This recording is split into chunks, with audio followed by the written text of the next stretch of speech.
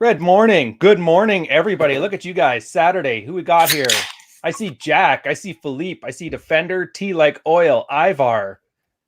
Everybody. Carl, I was going to ask how you're doing, but it sounds like you're already doing well. What's been going on? We never see you on Twitter anymore. I know. My life is so much better now.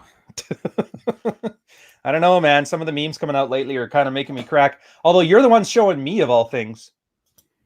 I log in like twice a week for an hour or two after I've been drinking just to see what's the progress on the memes.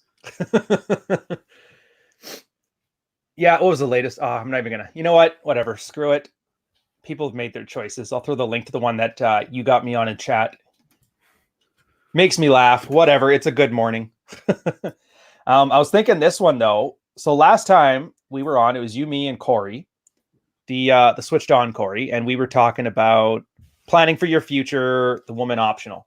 I like that topic. Kind of went a bit tinfoily at the end there, so I kind of wouldn't mind going back to it because I don't know. For you guys, like I was talking to Carl about before, is that the more people go crazy in this space, the more I kind of enjoy talking about normal human things. Normal human things, like how to use the best opener to get her into bed on the first date.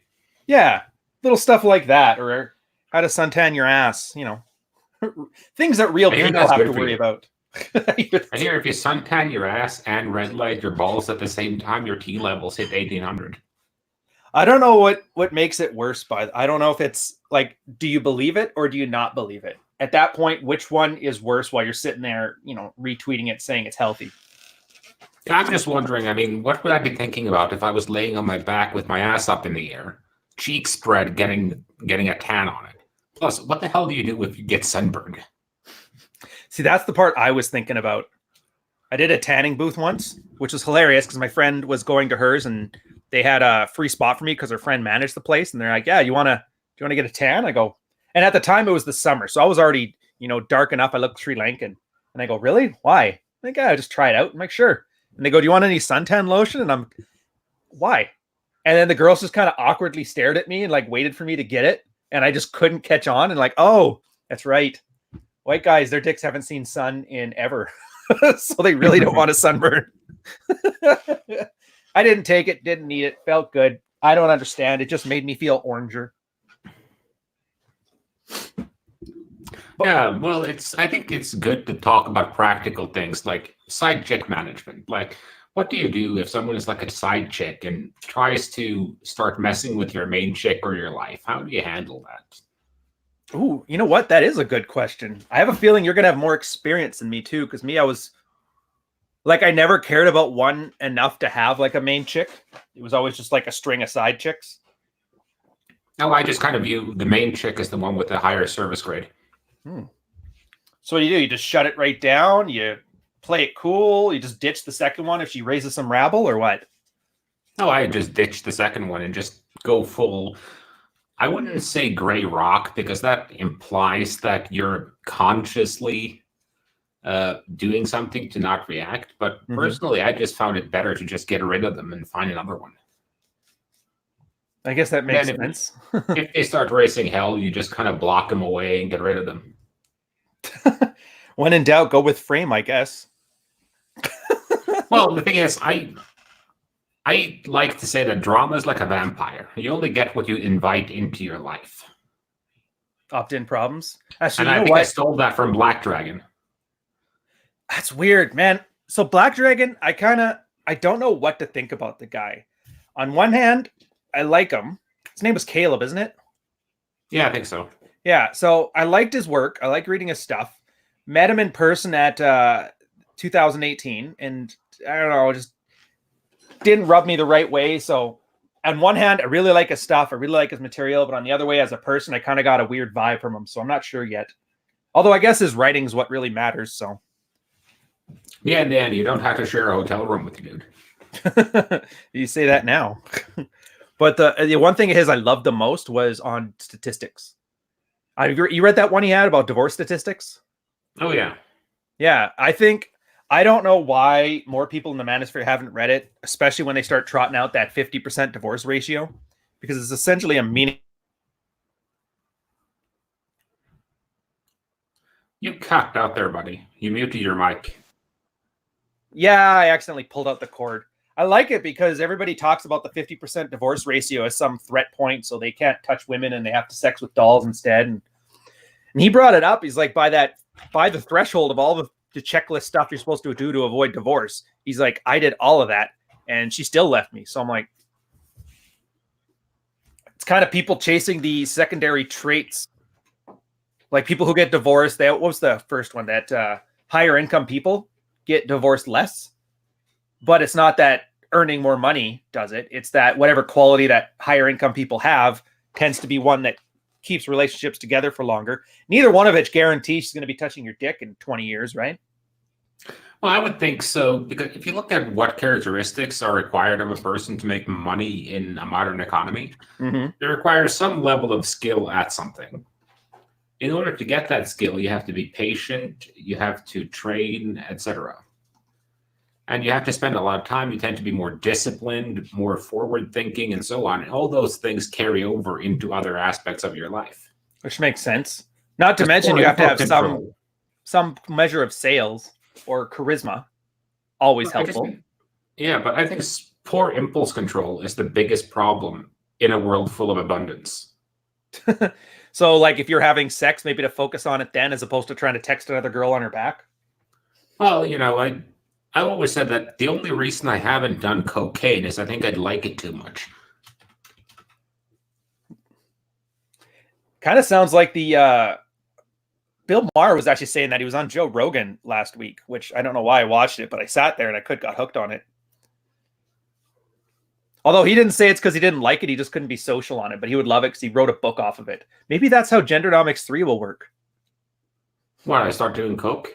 Yeah, you could be like a play on your, what was that Tren and whiskey diet, crash diet gaming course that you had set up? Go to Vegas with Tren and... What did I call that again? 31 seconds to masculinity. That's the one. Tren and cocaine. It's amazing, guys. I got 3 wives, 4 girlfriends, and a book written. Best weekend ever. Yeah, it was I think it was it was a Bill Maher joke once. Crack sounds like a great drug if you just have to walk from LA to St. Louis one weekend. Fuck, fair enough. So yesterday we were talking about investing in the future and stuff, and I realized I'm not the best at it. I mean, you and Corey were talking about how you guys do investing, how you do real estate, and I realized most of my stories were how not to do real estate and how not to invest. So I think that's the big reason I like the topic, because I don't know what I'm doing, man. Like I'll have it's finish your story. Oh no, there's no story. Okay, now I was just going to say that it's just about learning the right skill set. That's all. And it's the same thing with everything. You just have to develop the skill sets, and you have to determine if you have the traits for it. Like, I'm not sure if you're familiar with Warren Buffett. I've heard of him vaguely. Yeah, the world's best investor. Mm-hmm. He has an investment strategy where his ideal holding period is forever. He likes buying companies that are so simple that even an idiot could run them, because sooner or later one will. And he's a very meticulous, detail-oriented, long-term, calm, collected investor. And so his way of investing works for him because of his personality traits and his style of investing. It wouldn't work for someone who checks their stock tickers every 5 minutes. Yeah, yes, I like Charlie Munger better than Warren Buffett too, but do you have any idea how fucking expensive poor Charlie's Almanac is? Jesus, that book was $700 when I bought it. Wait, he's got a Charlie Munger Almanac? No, it's called Poor Charlie's Almanac. It's Warren Buffett's partner, Charlie Munger. Yeah. They've been working together. They're like 2 old men. They both look like turtles at this point. They've been sitting across from each other in an office the last 50, 60 years. Nice. So is he Statler or is he Waldorf? Don't get the reference. Muppets. It's the 2 guys, the Muppets. Statler and Waldorf. So anyway, but the reason why they're successful is they're 2 guys with a similar mindsets, similar but complementary personalities. And they have a style that works for them. Like you could never invest in real estate if you're going to have to up and move. I mean, buying your own house isn't investing in real estate. Yeah, no, that's just a way of not paying rent. With the side piece of speculation on the market. So well, I think that was my problem with it, though. It's that me being able to sell that place wasn't attached to the way the market looked, which is probably why it didn't do as well, because I had to leave when the market went down. I got posted. All right. Yeah. Anyways, I'm rambling. Keep going. Keep going. I like hearing this. So it's just about finding things that complement your personality. Same thing with workout programs. Like you have the guys who can do the same program 5 days a week, 365 for 15 years. And then you have the guy who gets antsy if he's done deadlifts twice in a week. Well, deadlifts a poor example if you're lifting heavy, but let's say if you've done the same program for 2 days, you're tired of it already. And you kind of have to program around those parameters. Because the long-term guy can just do his thing, but the guy who's program hopping, he needs to find some kind of structure or he won't get any progress. Same thing goes with dieting and cutting. Like if you're a guy who likes variety and you like eating different things, being able to work your diet into your social life, you can have a different type of programming than a guy who's like, okay, I'm just going to eat chicken and broccoli unseasoned for 7.5 months to cut. Yum. God, I hate those guys. It's like, do they not know that herbs and spices have no calories to them? At the very least, just get comfortable with curry. Here's my question, though. So how much of it is you making the world accommodate your traits, and how much of it should be you changing your traits? Because I picture a fat guy learning game because he's really good at, he's a people person and he's not very good at eating right or working out. But getting him to go against his nature to stop being such a fatty would probably be a lot better for him in the long term. So I'm wondering if there's a corollary for that with investing.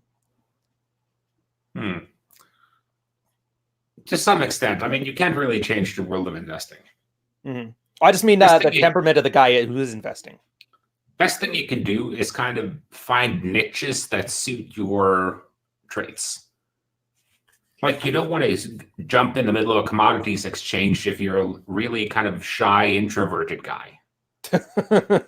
Where you have like brokers yelling at each other what they want to buy. But if you're kind of a calm, long-term guy, you may do better with something like index funding or long-term bonds or blue chip companies with decent dividends and a long history, because odds are they're going, like if a company's been around for 100 years, the Lindy effect says it's going to stay around. Yeah. Yeah, I'm not going to lie. Finally getting into dividend effect or dividends now. A guy that Breathe Through Your Balls put me on is actually pretty switched on them. And I've become a huge fan of index funds only because I don't trust my own judgment. And so I figure with an index fund, nobody's taken my money to manage the fee. It's just, these are the top 100 companies in the country. And if they go tits up, then chances are I'm probably going to be conscripted back into the army as opposed to worrying about recouping my investment. Yeah, that's a sound thing, because the worst thing you can do, I think, as an amateur, unless you have a lot of time to put into it, is manage your own money. Because some guy who's working 60, 70 hours a week and has been obsessed with the market since he was 13 is going to have a lot more information, a lot more competence and contacts within that business. He's going to spend the 5 hours you're out trying to fuck a girl, he's going to spend reading up on whatever's happening in China. So have you seen what's happening in China? Yeah, I heard it was the coronavirus. I mean, to me, the coronavirus is just basically when a bar has nothing but fucking corona. Classic Carl. I like the other name for it. I like the other name I heard for it, though, the Kung Flu. Holy jeez. I like that one, too, but it's got that hint of racism to it. I could never tell that joke in Vancouver.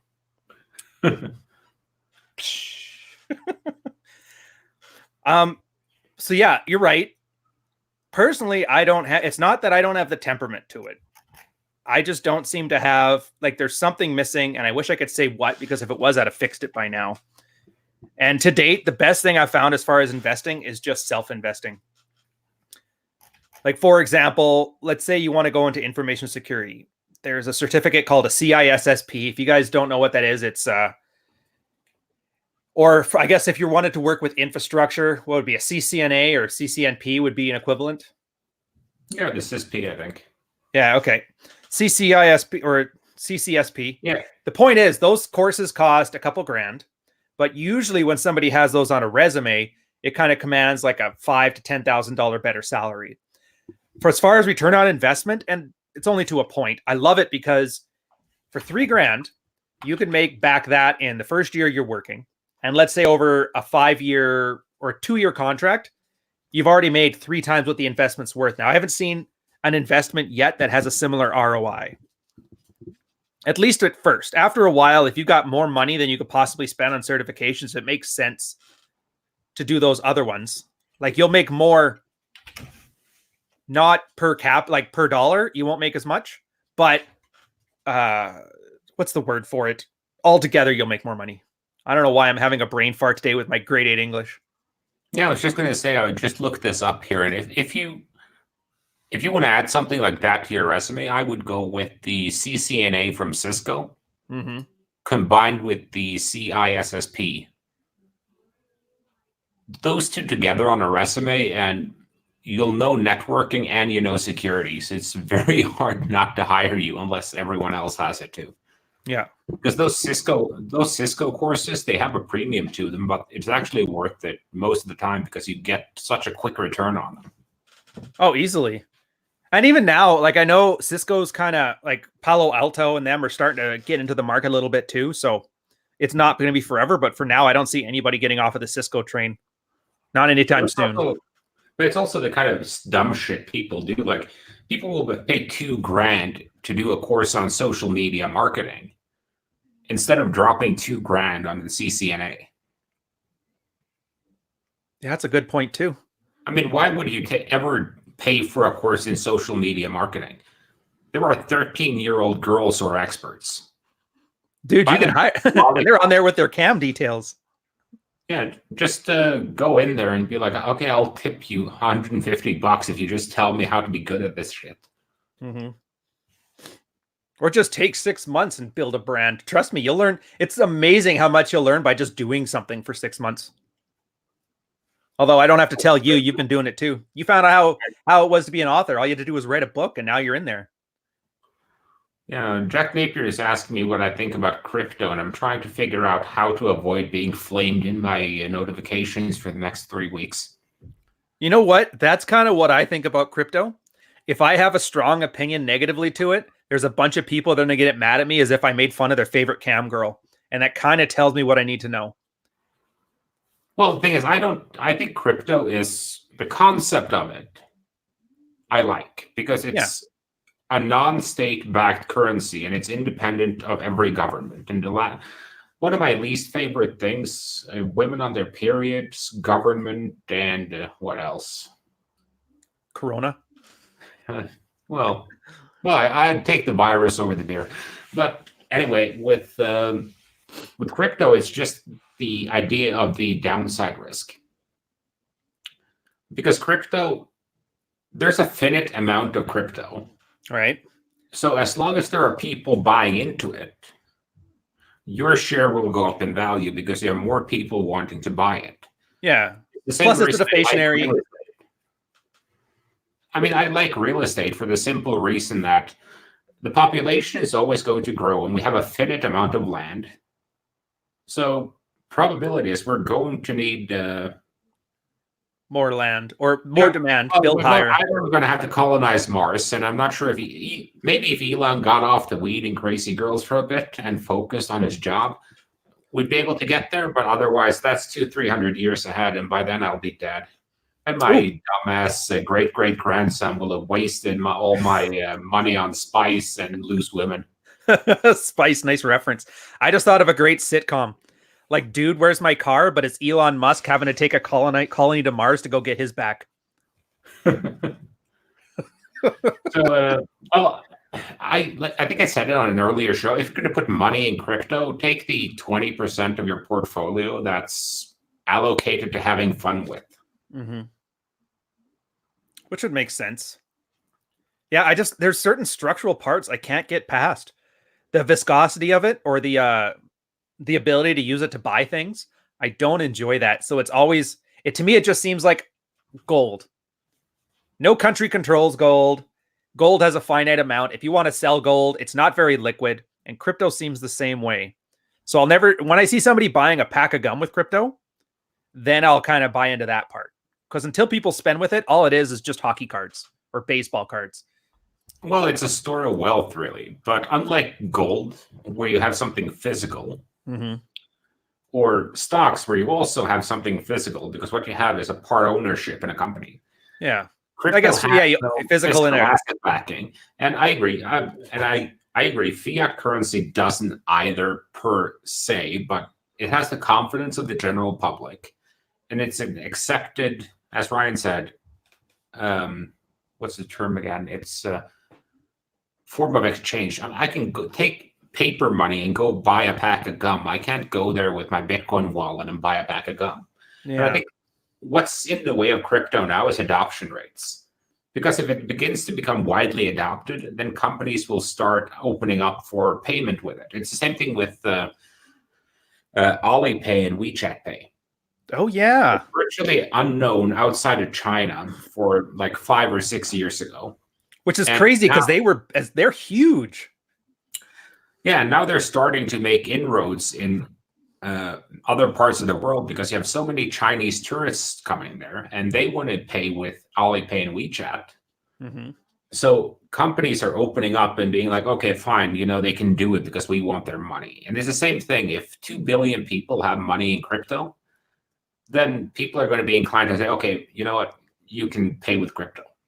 And once you get there, it will be adopted on such a great scale that people will just need to buy into it or want to buy into it, and that will drive the prices sky high. Yeah. And the only other there just becomes, what will the government response be to it? Because it becomes an economy that they cannot control. And there are two things that keep the state in power: control over the economy and control over the military.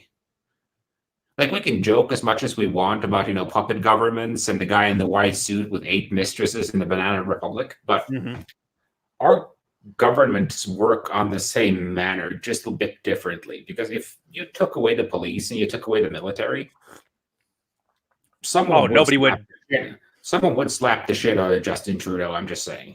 Oh, guaranteed. Yeah, it's enforced trust. And that's not my only problem, though. The other problem is, let's say all that stuff happens. You can buy sticks of gum with it. Everybody adopts it. 2 billion people own it. It's a deflationary income. Like, say what you want about fiat currency, but because of inflation, people are encouraged to spend as opposed to save, because $1 today is worth like 70 cents in 10 years or whatever. Depends on the floating rates anyways. Yeah, and that dollar, if you're a woman, is already worth 70 cents. But here's the thing. So right now we're still building. I think we're still farming new coins, right? Yeah, Bitcoin, yeah. Yeah, so it was until we hit that ceiling of 22. I know somebody knows the exact number, so I'm just going to say 25 million. I know it's not right. Once you hit that ceiling, it becomes a deflationary income. And at that point, people are incentivized to save it as opposed to spend it. Because, this 1 Bitcoin today, once you continually divide it up, is going to be worth the same as like 2 Bitcoin tomorrow.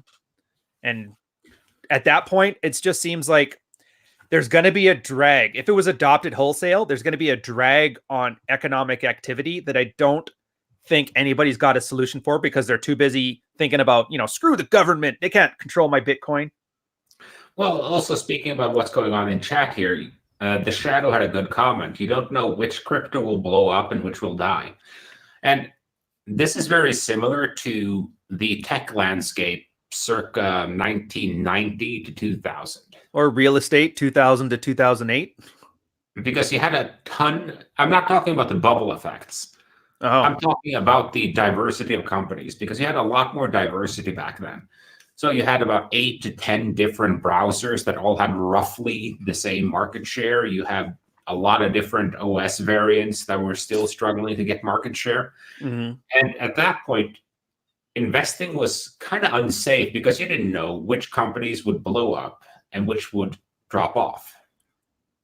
Now you know. If you'd known that Google was going to get as big as it was back in the dot-com bubble when that first, I'd have sold my Yahoo shares or Yahoo shares or Ask Jeeves. I would have gone balls deep in Google in 2002 now, in retrospect. Rip Netscape. I do miss Netscape. That became, what was it? Netscape became Mozilla, became Firefox, became Social Justice, didn't it? Yeah, and then you have Brave now. That's the new browser from the guy who used to run Mozilla, but got ousted because it wasn't quite SJW acceptable. How can you love that? Save the West. All these guys talking about save the West. Meanwhile, like every thought with daddy issues is completely destroying the West. It's like, get your bitch management under control. The West will be just fine then. Well, I just... But that's the same thing as with Bitcoin, though. Because it has to do with adoption rates. And if 99% of men adopted the trad beliefs and enforced them by force, like they used to do, back, when you had witch burnings and you had, who wrote that book again, The Scarlet Letter, that was, what's his name? Come on in chat. We're here. You're here to help us, buddies. We can do this together. Who wrote Scarlet Letter? I'd like to ask the audience. And the audience says the answer is C. Jonathan Swift, but I know it's not Jonathan Swift. It's something with an A. The only author I can think of right now is Farley Mowat, and I know for a fact he didn't write Scarlet Letter. No, I'm going to have to look this up. Otherwise, it will annoy me the rest of Nathaniel fucking Hawthorne. That's it. Nice. Thank you. Thank you, Google. All right. Oh, Michael. Yeah, we're going to talk about finance. We're going to sneak Rich in if and where and when we can. He's been a hard guy to get a hold of lately. He's got some moves in his private community, so it's kind of keeping him. But I guarantee you, as much as we can, we're going to try and sneak these into our talking about having sex. Don't worry about it. Thank you very much for the super chat, by the way. Anyways, you were saying Scarlet Letter. Yeah, what I was going to say is you need a certain level of adoption rates for something to actually have a real influence. Right. And I just don't see a large part of the trad portfolio as being movable in the market circa 2020. I can see that, a small proportion of men who can't get laid would love to go back to, she needs my money and she has to put up with me and Chad doesn't get to fuck around. I can see that appealing to a certain demographic that starts with in and ends with a phone.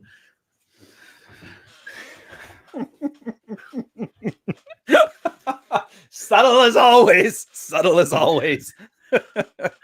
And I can see it being appealing within that community, but I just don't see it be appealing to, because even the average guy today, like Beta Bob, can get a notch count of 5 to 10 just by accident. Yeah, almost. It's almost like you slip and just fall into her. Dude, you joke, but I'd say that was a good 10% of my lays during my pickup days. Just being the right guy at the right place at the right time. Not even the right guy, just the closest guy. Yeah, you get a lot of lace like that just by, you're the guy who happens to be at the bar when she's drunk and horny in her, the proliferative phase. Yeah. Or her fiance, and she wants to make sure that she's still loved and she's not settling. And there's all kinds of reasons. She wants to get revenge on a buddy of yours that she was sleeping with. Not speaking from experience on that one. But then sticks around because you're better in bed. Just what the ego needs to hear. Yeah, that's crypto. But yeah, I don't see it. And the part that really tells, like, even if I don't know, I'm not the smartest guy when it comes to finance. I get that. I do know people, though. And when I see a lot of guys talking about it like it's a get-rich-quick scheme, then it tells me that the people who do know about it are just really scammy about it. My main problem would just be always invest in something you know. That's some old Peter Lynch stuff there. Because once you start in, let's say you don't know the first thing about crypto. Mm-hmm. Should you invest in it? No. But if you don't know the first thing about real estate, shouldn't you invest in that? Hell no. Probably not. If you don't know the first thing about a chick, should you invest in her? Hell no. Dude, I like And that. this It's has to turning do into with, life advice. you just have to know what you're doing, or at least have the competence to ask the right questions at the right time. Because like I said, I'm not an expert on crypto. I can probably understand it better than the average person, but I wouldn't be comfortable putting a lot of money in it because I don't know it well enough. And a lot of the resources on it appears to have a sales pitch attached to it. Mm-hmm. And when you know how crypto works, that the more people who buy into it, the more valuable the investments of people who are already in it become. That becomes a problem. We used to call that agent principality at one point. I was going to pick a different word there, something kind of like pyramid schemes, but yeah. So that would be my main issue. Like if I could find some, let's say some objective white papers or some research studies or something on it, because blockchain technology is brilliant. Mm-hmm. Oh yeah, a crowdsourced ledger. I think it sucks how we can't, like companies are really screwing the ball on that one, where they keep thinking of it as like some personal thing and they don't realize they have to, it's like cloud computing. You have to outsource the risk, but then you internalize the gains from it. But it involves you letting go of control, and their stockholders just won't let you do that. Yeah, that makes sense. And, yeah, it's a perfect analogy almost. So that would be my issue with anything. It's just don't put your balls on the line for something you know nothing about. I will admit, the only white paper I've seen on Bitcoin was the original one about the mathematics of it, and a lot of it flew over my head, but I mean, it kind of makes sense. As long as you're willing to trust all the fancy little Latin characters make sense. Well, I'm going to do a bit of a, let's say, blue analogy here. Every time you invest in something, imagine that you're putting your balls on top of an anvil, and there's a guy standing next to it with a big sledgehammer, and there's a girl standing on the other side. Now, in that analogy, if, let's say, my dad was holding the sledgehammer, I would be very confident that he wouldn't crush my balls. And that has nothing to do with his love of me as a fantastic and great son. That has more to do with the fact that my children will be his genetic legacy. So he has no incentive to crush my testicles. Yeah, his incentive to keep your balls intact.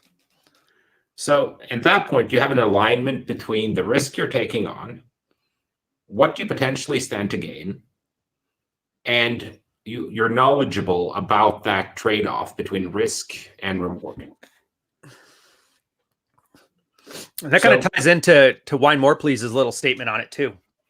If you wait until it's already been established as valuable, then you're not going to make any money. But I think that's why you suggested that's what your 20% play money is for. Yeah, it's going into, like, he's right though. Like if you're in when they start the company and become successful, you make the most money. Mm-hmm. That's not to say you can't make money after, but it's not going to be nearly as much as it is before the first IPO. That's why most of the people who make great money in tech investments, they're either the founders, the people who got in on the ground floor and got equity early on when the company couldn't afford to pay them, or it's like, you know, the guy who painted Facebook's offices or some shit. Oh, I was thinking the secretary from Microsoft, but yeah, I get you. And he got some stocks there, and suddenly he's a millionaire. And then where was I going with this? And then once the venture companies come in, they take bites out of it. And then by the time you launch the IPO and you invest post-IPO, that's when those guys are getting out. A lot of money. Yeah, the Facebook IPO was an amazing eye-opener when it came to what chance the public has in an IPO offering to make money.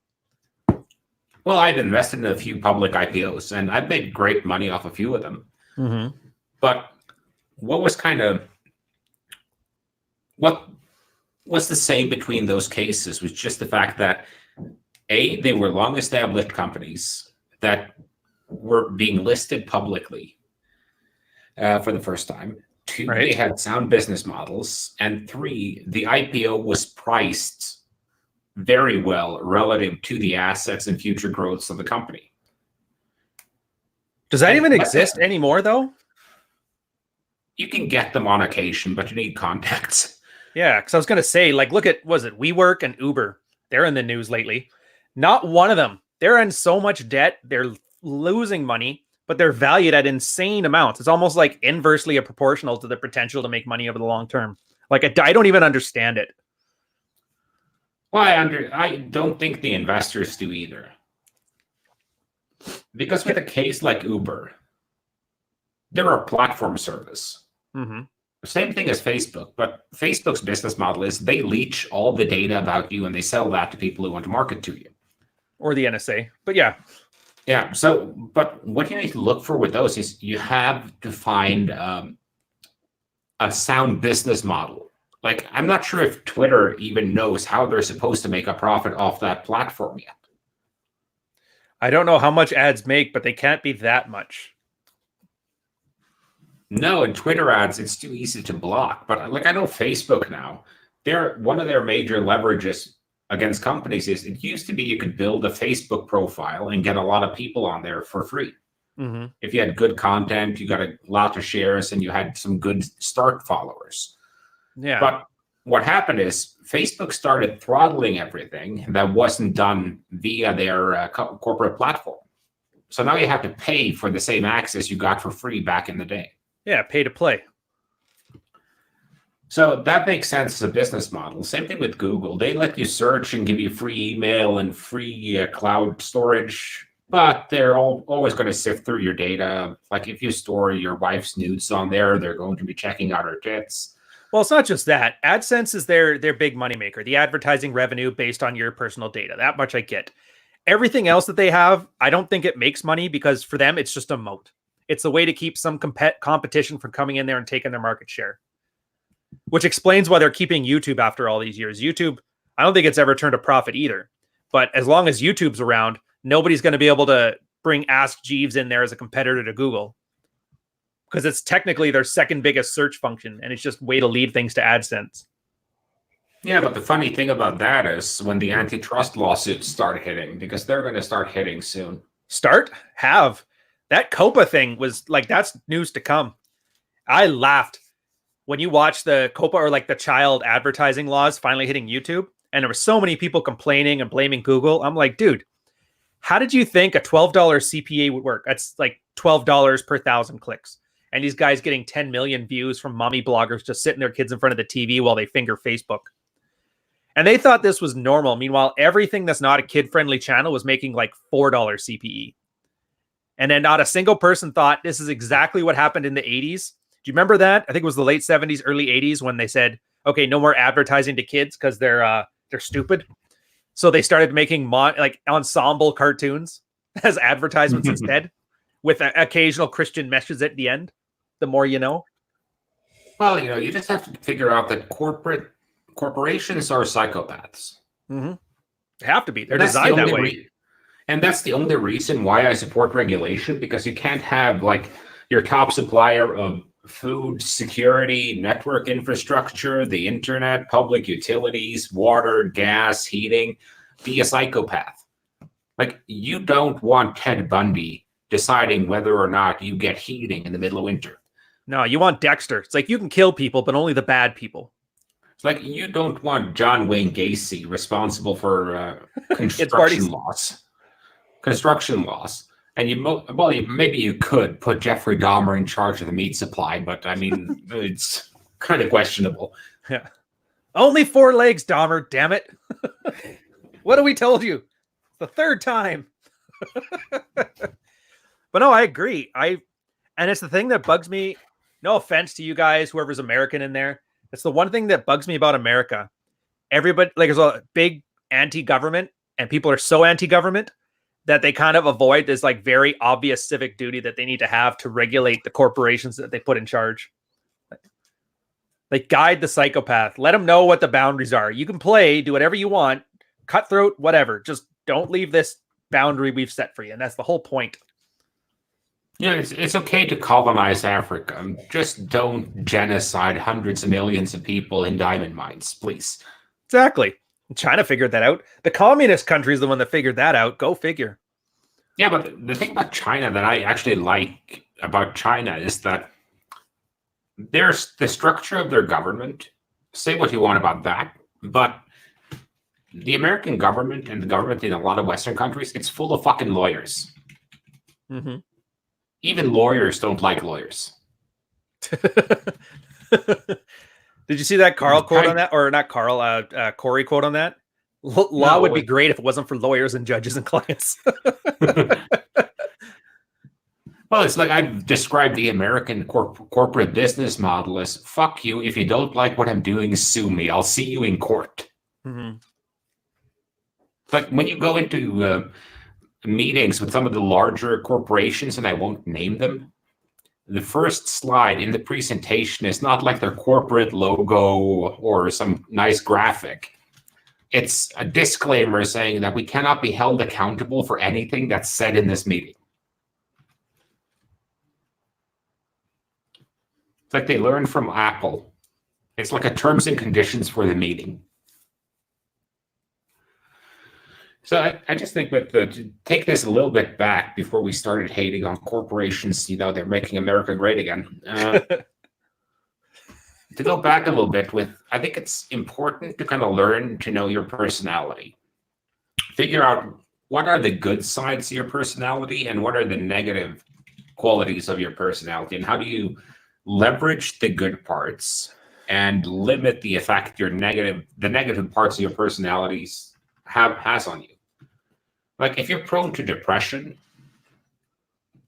you probably want to avoid situations that tend to make you more depressed. Bars, clubs. Or do you mean from an investment standpoint? No, public transport. Yeah. Airports. Airports will make you depressed? Oh, hell yeah. Have you ever been behind 200 people who just came off a 747 from Dubai, and you're waiting at immigration and there are like 300 women wearing niqabs in front of you? Do you have any idea how long that line is? Oh yeah, that line's long. I've actually done that. That didn't bother me. You know what bothers me? What bothers me is the soccer mom families that looks like it's their first flight ever. They have no idea what they're doing. Oh, laptops? Yeah, I've got 17 of them all buried underneath everything else I own. And you're just like, motherfucker. Yeah, that's why I always pay to go through the Express. Because the Express, that's usually only people who fly for business purposes. Oh, they're so nice. I love business. And it's so funny to watch, too, because everyone has been on 7 or 8 flights that week already. So everything's packed and ready. And it's like, okay, jacket, carry-on, laptop, cell phone, charger, go. Yeah, no laces on your shoes. The belt is all made out of plastics, nothing metal on there. Like you got it down. I actually like Chelsea boots for that reason. Oh, Chelsea boots are awesome for that reason. Chelsea boots are my favorite. Second favorite, I have to say, are like Vans. Just because even with the laces done, I can just slip them off and on. I haven't quite gotten as far as Crocs yet, but I think I might try that out eventually. Yeah, it's one of those things, but I also hate the old ladies. Oh, you mean I had to pack all my individual creams, balms, and lotions and medications in individual bags? I see you've flown with my mother. I'm sorry, Sonny. Can you help me? Do you have bags? Yes. Oh. Ma'am, this is over, 100 milliliters or whatever? Yeah, 100 milliliters or however many ounces in American units.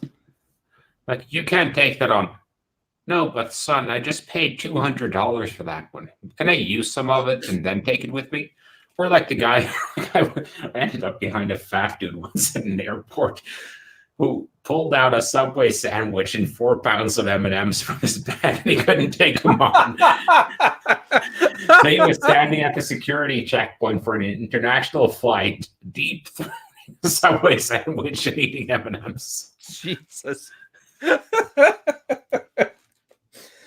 I feel bad too because it turns out my mom is that old lady you're describing. Like she has a ton of creams and shit from Clinique and all that, which isn't bad except for I don't think she's ever flown until I started flying her around because she didn't know about the 100 milliliter limit. So everything she has is oversized.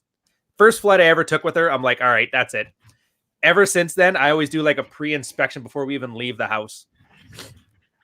I don't know what it is. And she didn't learn. So like for the next 2 flights we took after that, it was still like, no, you can't take this. It's a liter bottle of alcohol, like rubbing alcohol. You can't bring that with. Oh, well, I need that for this. I have to go to AliExpress now. Bought her like a ton of those little, and that's all you got to do is buy those little tiny bottles. Bring everything you want. Yeah, I actually got in trouble with something like that in the airport once because this was, when you've done about 8 flights already one week and you've been in 4 different cities in the span of 4 days. Oh, yeah. And you've been through a certain number of security checkpoints, random checks, and so on. And I was going through, and there was an old lady in front of me, and she had like a half-liter bottle of alcohol or something. And the guy at the security checkpoint was like, ma'am, you can't bring this on. And she's like, why? I bought it at the tax-free when I came in on the international. And she said, well, ma'am, this could be used as an explosive or to set fire to something on board the plane. And I was standing behind her like, hey, guy, I have 2 laptops in my bags. If I want to blow up a plane, I'll just short circuit the lithium batteries in them. It's not that difficult to do. I hope you weren't saying that because you know the sense of humor on the security people. Oh, yeah, I said that. And the problem was, it was like, sir, we're going to have to talk to you in this room out on the side. Yeah, 8 flights in, I can see you getting short of temper and just saying things. You're like, oh, I instantly regret that. Yeah, you instantly regret it. But at the same time, you're wearing on that last fucking nerve because you've seen so much stupidity in such a short span of time that it's right before you hit fuck up fatigue. Oh, yeah. That one I know. For those who are not familiar with fuck up fatigue, it's when you've been in the situations where so many people have fucked up over such a long period of time that you no longer react to it at all. It's very common with people who've been in the military, to be honest. Mm-hmm. Actually, I got a good one. At a bar, San Diego, with a couple buddies, and Matt. I have like 8 friends named Matt, so it's a great name for every story. Matt and the other guy, I can't remember his name, but they were having that bag tag contest, so you could tap each other in the testicles more that night. At one point, we're sitting in the bar, and they had like a Bud Light promotion. So they told us you can drink free Bud Light all night. All we had to do is take pictures of it for them. We still bought our own beer, but we always took the photos of their beer. But at one point, Matt got tagged so hard, he like crumpled on the dance floor. And then the other guy's like, oh, after a while, he's like, oh, man, I got to go take a crap. Goes into the bathroom at the bar. Matt chases him in there. I'm in the bathroom with like an old Mexican dude and just some random dude beside me. Boots open the door while the guy's taking a dump, jerseys him and starts punching him in the face. And I remember the guys beside me looked just horrified, like it was some kind of gang warfare. And I just look over, I'm like, who takes a shit at the bar? Like, that was my takeaway.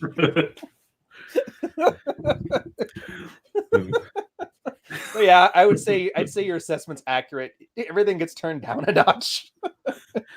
That story just reminded me of, there was a nightclub I was at, and there was a guy in the bathroom picking fights with the guys at the urinal. What the hell?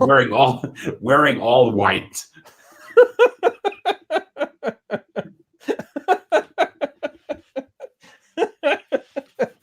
What is wrong with people? Oh, this stuff makes me laugh. I should almost do that. I think Terrence Popp has like a monopoly though on telling old war stories with his behind, or what was it? Past the Lair, or what's this? Does anybody know? Watch Terrence Popp. What's that show called again?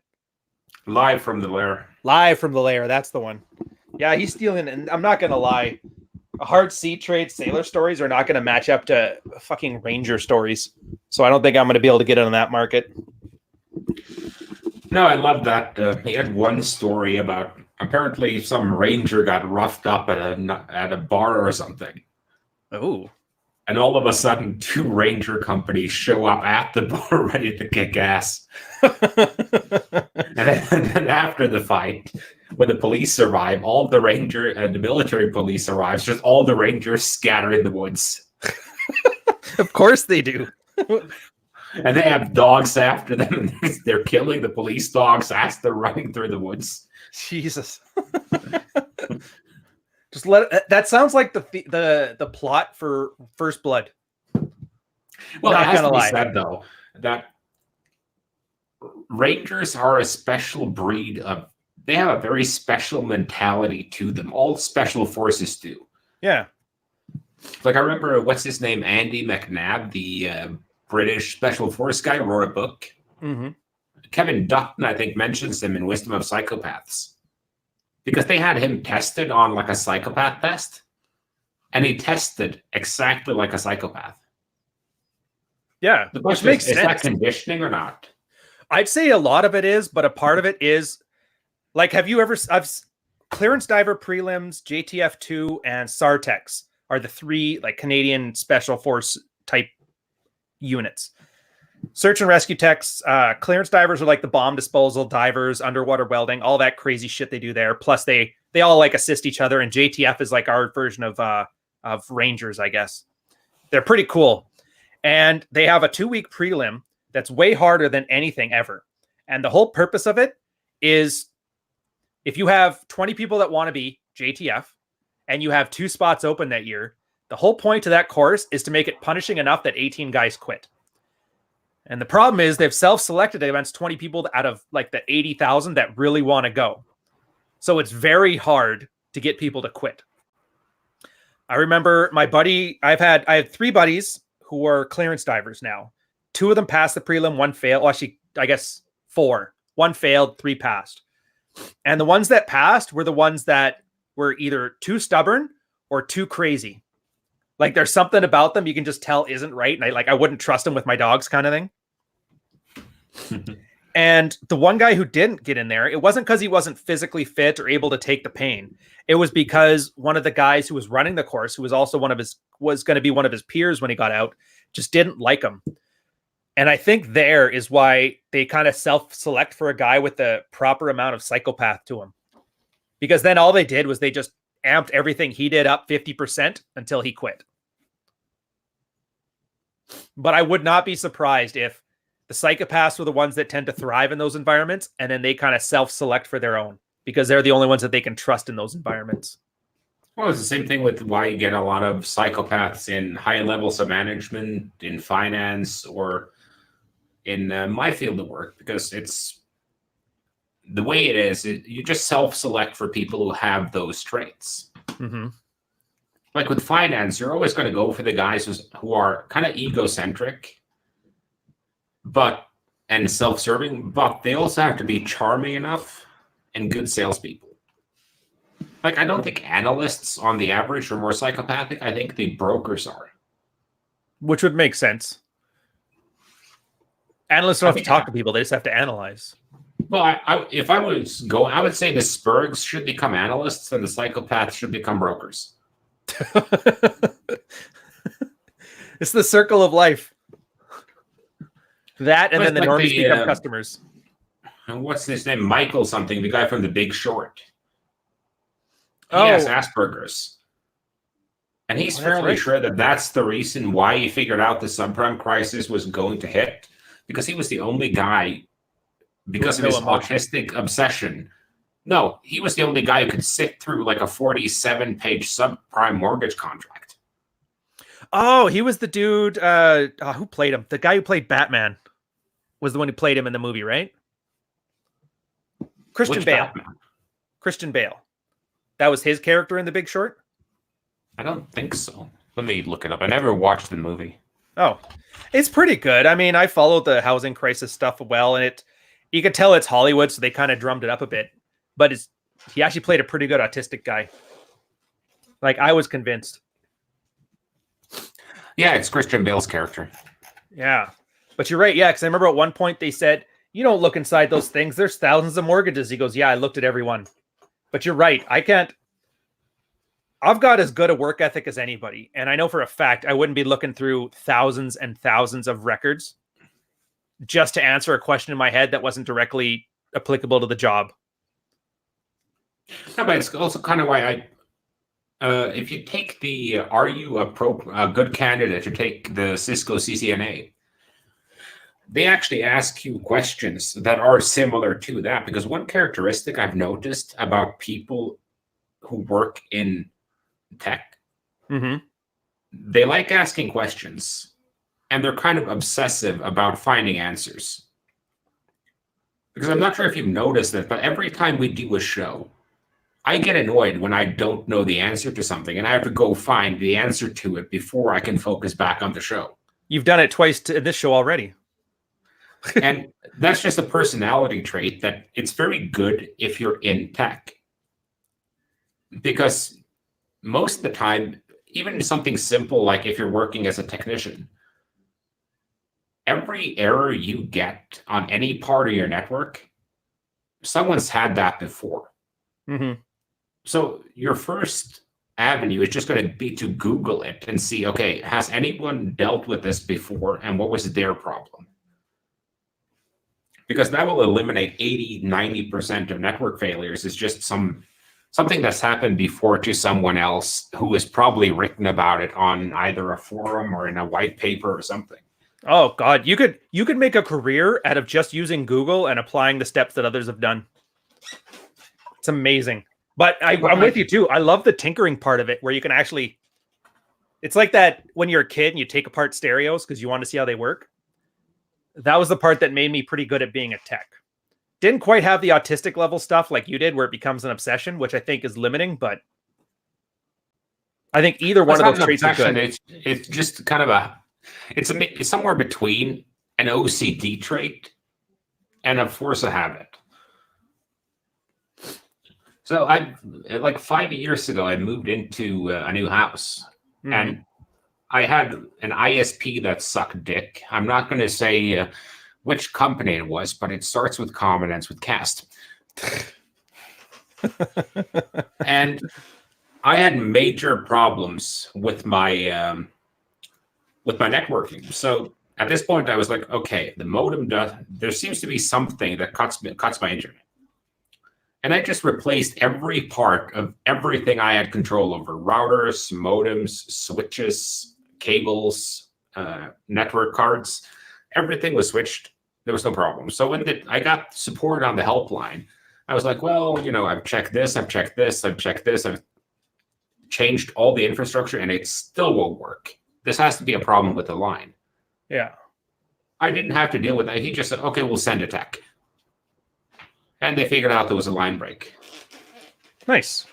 But yeah, that's what you do. You systematically check, and it works. Bringing it back to like sexual strategy here, that's how pickup worked too for the longest time. It's that same mentality. You want to go from A to B, or from my couch to my internet, and you literally test everything from the computer to the wires to the modem to that. You check your openers, you check your phase 2, phase 3, last minute resistance. It's just being willing to break something down into its component parts and then see which one, how they're supposed to work and if they're working that way, or check your inputs and outputs. Yeah, it's the same thing with investing though. Yeah. Because with a company, you just have to kind of start breaking it down to component parts. And you want to you start from like a macro perspective, and you identify an industry or a country you want to look at. Once you have decided that the industry or the market, let's see. Yes, I can cover Ryan. Sweet. And then once you've identified the industry or the market, you start to dial in, and you want to find companies within that market or that industry or that country. And once you identified your top fives there, then you have to start doing the quote unquote fun stuff and start to look at corporate report, annual reports, and start to figure out, okay, what makes this company a high performer? Is it something that's controllable by the company, or is it something external? And once you've identified that, you can go in and start breaking down the structure of the company. How are their costs on sales versus the versus the administration, because that's a killer for a lot of companies that grow quickly, is that they end up putting more and more into administration and they don't put that into sales. And my rule of thumb tends to be, for everything they spend on administration, they should spend 3 times that amount on sales as a growth company. Because as a growth company, you have to generate growth above the market. So if the market growth is, let's say, 5%, you'll expect to hit that. If you want to hit 7%, you're going to have to do something over what the average company is doing, and usually that's sales or marketing budgets. But then you have a risk of bloating in sales and marketing. And with that bloat in sales comes potential compliance advisors. Hey, thanks, Julius. And then once you have the compliance advisors, that means probably more people in HR because you're hiring more people. More people in HR means that you have a bunch of chicks there now who's going to start pushing sexual harassment lawsuits. So you need lawyers who can negotiate those lawsuits. And all of these things can kill a company. So my favorite is like a lean startup with at the most 50 employees, because they have to cut so hard to the bone and just focus on what they do in order to make things efficient with what they're actually making money off. Because if you're using 80% of your revenue on things that aren't making you money and 20% on things that are making you money, yes, you have a great product, but you're not leveraging that for efficient returns on stakeholder capital. And that's my major issue with the companies that have gone full social justice too. It doesn't create value for shareholders. Because if, let's say, some company goes out for or against a highly divisive public issue, yes, they may gain some customers, but they'll lose the people on the other side of that issue. So it just has to do with digging down deeper and deeper into a process until you're at the highest level of, let's call it, what should I name it here? You start with a foggy picture of a map, and then you end up at a detailed view of a specific point of that map. And how deep you have to go, it depends on what you're trying to do. If you're just doing a small part of your portfolio, you don't want to go that deep because the time investment kills the return. Because you also have to price your time. So if you're using 60 hours to look into something that will earn you maybe a return of 2% a year, it's not worth it. If it can earn you 200, it's worth it. But that just depends with putting a billable time on your hours. And I think that's the most important thing people can do is figure out what each hour of your waking time is worth. So if you say, okay, you can make $25 an hour working your job, it doesn't make sense to spend time on something that makes you $12 an hour. It does make sense to spend some time on something 27. If you can earn 27 on something, that makes sense. So if you're thinking about, okay, should I get a second job or should I work more hours at my current job? You use your current job as kind of the baseline. Sorry, I'm reading chat here for a second here. How many guns do I want to buy this year? How much do I need to buy them? Divide by hours willing to work, charge that rate. That's a good one. But I'd have to go with bottles of whiskey instead of the guns, though. And you can't really do a guns and butter because if I'm investing, half my money in guns, the other half in whiskey, we're getting very close to a new Hatfield McCoy situation. So I think every guy, I think most men have this capacity. Like Chesty says here, ever rewire a classic car? Same thing. Test and replace every fuse, wire, harness, solenoid, and connection after finding your battery, alternator, and plug sole function. And that's the same thing. It's just men have this innate capacity to be obsessive about singular pursuits. And you notice this in men's hobbies. Like, ever known a guy who goes fishing? I sat through a 30-minute lecture of the merits of different reel models from a buddy of mine who does fly fishing. And I think that's just kind of how we function as men. We're built to kind of go deep into details of things. And you can see that in every avenue now. Like with gaming, I mean, you have 14-year-olds on Fortnite spending 14 hours a day, and they know every single mechanic and mathematical calculation behind the game, and they're failing at math. It's not that they can't do math, it's just that the math we're trying to teach them seems useless to them. So, how do I catch Ryan up here? I'm just talking about going into things in increasing levels of granularity until you can actually understand the underlying factors and variables that influence the top level.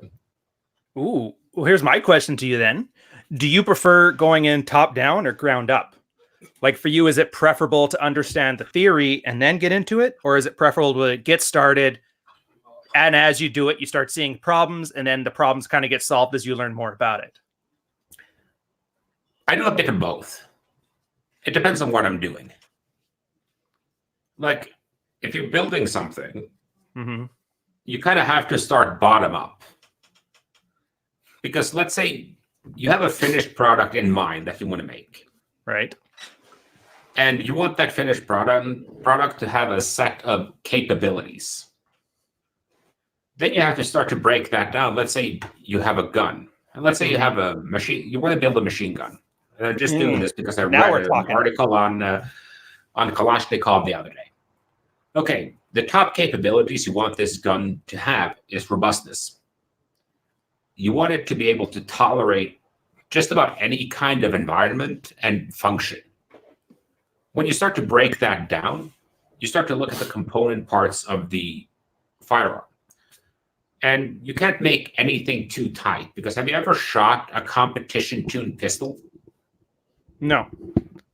No, those bitches are so tight, there's like no slack in them. Oh, so any bit of carbon scarring in the barrel or in the components, you're pretty much done? Hey, get a speck of sand in the slide on them and they lock up.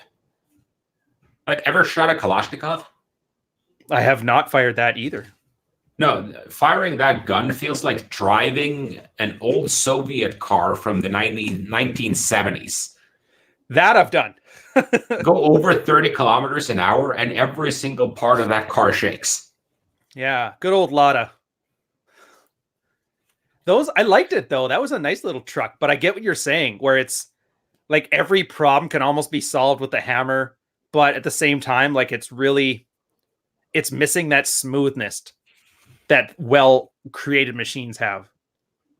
Yeah, but the whole point isn't the capability you want isn't for it to be well-created. The capability you want is, you want to be able to fill the barrel with a mixture of sand and water, let it freeze, drive over it with the tank, pick that motherfucker up and kill someone. Or from a game perspective, I just want to sleep with a girl. Hopefully I've caught one, but I'll settle for whatever until I get into it.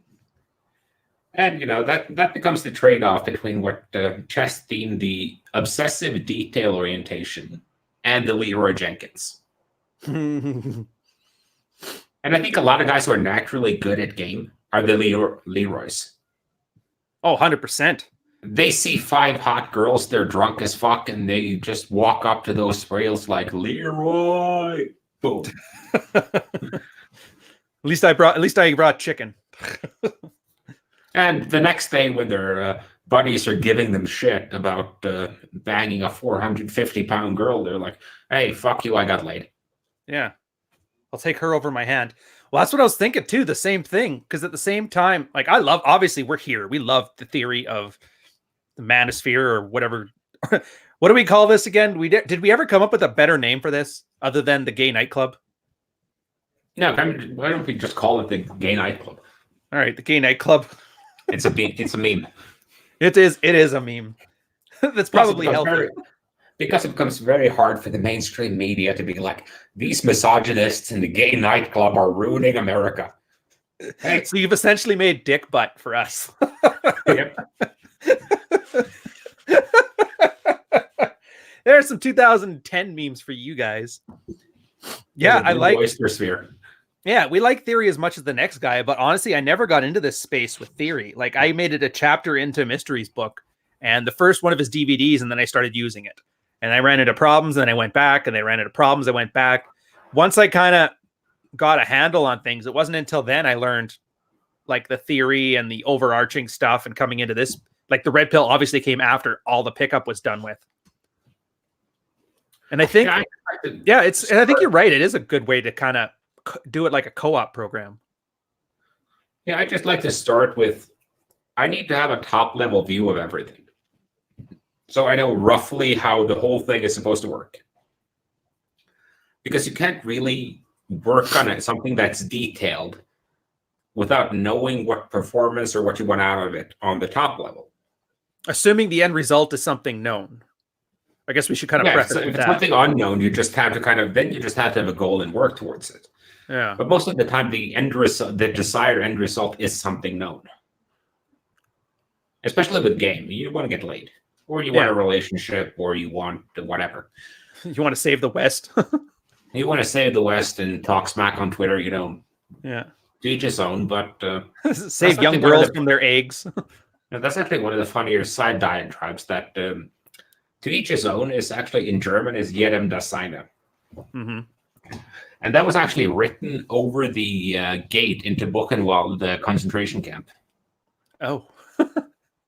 I guess it has a bit of a concentration there. I haven't heard you with a World War II reference in forever.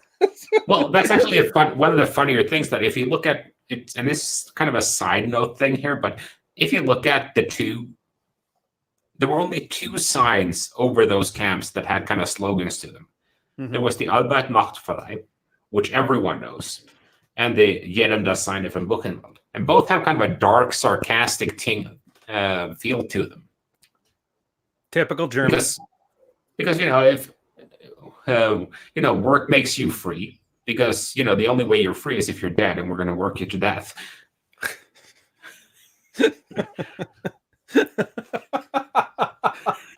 I shouldn't be laughing at this.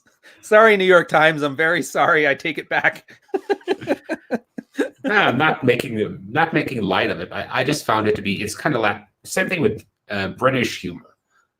Yeah, that dark, dry wit. Yeah, it's like dark, dry, and sarcastic, and it's just really, really funny when it hits you at the right moment. I agree. I swear to God, that stuff, I want to say it came out of World War II, but I know Britain's had it for forever. But that's my favorite humor. It's such a part of their culture. Yeah. Canadians, we don't really have it as much because we opted too much of the American stuff, which I don't know. American humor is awesome, but it's missing something. I think it's, just that sarcasm. Well, I think American humor is sometimes way too obvious. Yeah, maybe. Actually, yeah. I like listening to rap music or reading in general. Mm-hmm. And I always like the books or the lyrics where you get new meanings from them and learn new things. When you can reread them 10 times and you always learn something new or pick up something new. Dude, I love that. Even Fight Club, where you had to find the 13 Tyler Durdens before he met in the airport, like little things like that in movies. I love stuff like that. That's also why I like the book American Psycho, because you kind of catch new things on every read through about the personality of Patrick Bateman. Mm-hmm. Well, wasn't it a big part of it too? Because there was that big argument whether this was all him imagining it, or whether he was actually doing it and coworkers were covering for him because he was making them so much money. I never read the book, but I watched the movie, and I remember seeing that as a lot of the critique about that, where they're always trying to keep you, like, depending on how you look at it, it changes how the story plays out. Yeah, and it's all the way at the end you figure that out too, that he's an unreliable narrator. Mm. So that's kind of an interesting thing. And also you catch small things like the extreme detail and attention he pays to like small things about people's appearance. Mm-hmm. And I think that's kind of an important thing to learn as a man, especially if you're trying to dress better, that what things do women pay attention to that men don't? Like shoes is the first thing. Yep. Like a woman will look at your shoes and be like, okay, they're kind of scruffed up. They don't look good. He's obviously had them for a long time. His rest of his outfit looks good. Why is he wearing those shoes? Yeah, the saddle stitch. He picked him up from Winners. My personal pet peeve: people who wear sneakers with suits. Just commuting or actually at the office? Actually, in public at the office. If you're doing it while commuting, I get. Then I Yeah. get. Because I see that, tons of that. Guys change their shoes when they get there because it's just uncomfortable to walk with patent leather soles in Canadian winter. So I understand they get a pass here. Although I guess if you're living in the southern states, there's really no excuse. Well, you know, They don't walk and it's never winter. Well, if it's icy, you really don't want to be walking around on patent leather soles. Mm-hmm. Although, do people wear overshoes in Europe? Galoshes, you mean? No, overshoes. They're like a rubber, like condoms for your shoes. You wrap them around. They're usually fur on the inside. On the outside, it's like rubber. And then the bottom, they'll have tread on them. And you put them over top of your like fancy dress shoes so you don't scuff them up while you're outside. I haven't seen those, but I had actually those, but without the fur and the threads under them. Because I remember if you wear a lot of leather shoes, you use them so you don't get watermarks on your shoes. Yeah. And I remember that the military used to issue them, but we never wore them because we always had to polish the shit out of it would ruin the polish on our boots. But then I noticed that when I went to civilian sector, people were wearing them too. But they did the neat thing where they get them in like bright orange, kind of like to show off that it's like they should write on the side of it. I swear to God, underneath it, the shoes cost $500. I think that's why they had the bright colors for them. I don't know. Yeah, I actually ruined a pair of $400 shoes once with water spray. What? Why? How? Was the water spray filled with salt? Yes. It was winter. Oh, I thought you meant you were like spraying them with water. No, it was winter, and there was a mixture of melting snow and, the water from the melting snow and mixed with the salt they used to clear the ice off. Ooh. And the leather I could have put 800 layers of polish on that, and they would still not have looked good. Oh, that's horrible. Cobbler couldn't do anything, couldn't re-dye them, nothing. They were just done. Yeah, they were done. Oh, that's too bad. That's unfortunate, man. I love that. My $500 shoes that I usually wear for work, they're going to last me. How does that work? You're supposed to have 3 shoes. The first shoe and then after 10 years old, it becomes your secondary shoe. And then your third shoe is the one when you don't want to wear nice shoes. Yeah, and it's also the kind of, you know the easiest way to tell if someone buys and rocks custom suits or not? If you buy suits custom, you always get 2 pairs of pants for each jacket. Oh, so you look for the jacket and the pants where they don't match? No. It's just the fact that if a guy says he bought a custom suit and you ask him, hey, dude, do you have an extra pair of pants in the same fabric? And they go, no. Then it might not be custom, but at least they're not experienced with buying them. Because your pants take a lot more wear and tear than your jacket does. Yeah. More wear and tear, to go to the dry cleaners more often, the whole thing. So you just have the suit a lot longer if you buy 2 pairs of pants. And you always have at least 2 or 3 suits. So one is hanging while you're wearing the other one. Ooh, Chesty's got a good point too on the shoe trees. Yeah, if you get some cedar inserts or a good shoe tree, makes all the difference. I need to get one of those. Oh, you don't? So what do you do then? Do you just leave them open? Yeah. Oh, man. Yeah, well, there's a few reasons I love it. First off, the cedar I love for the insole because your feet sweat all day. You get it in there and it kind of sucks the moisture out so they don't smell like a gym shoe after a while. And you know the welts you get underneath just behind the toe cap from bending your toe all the time? Yeah.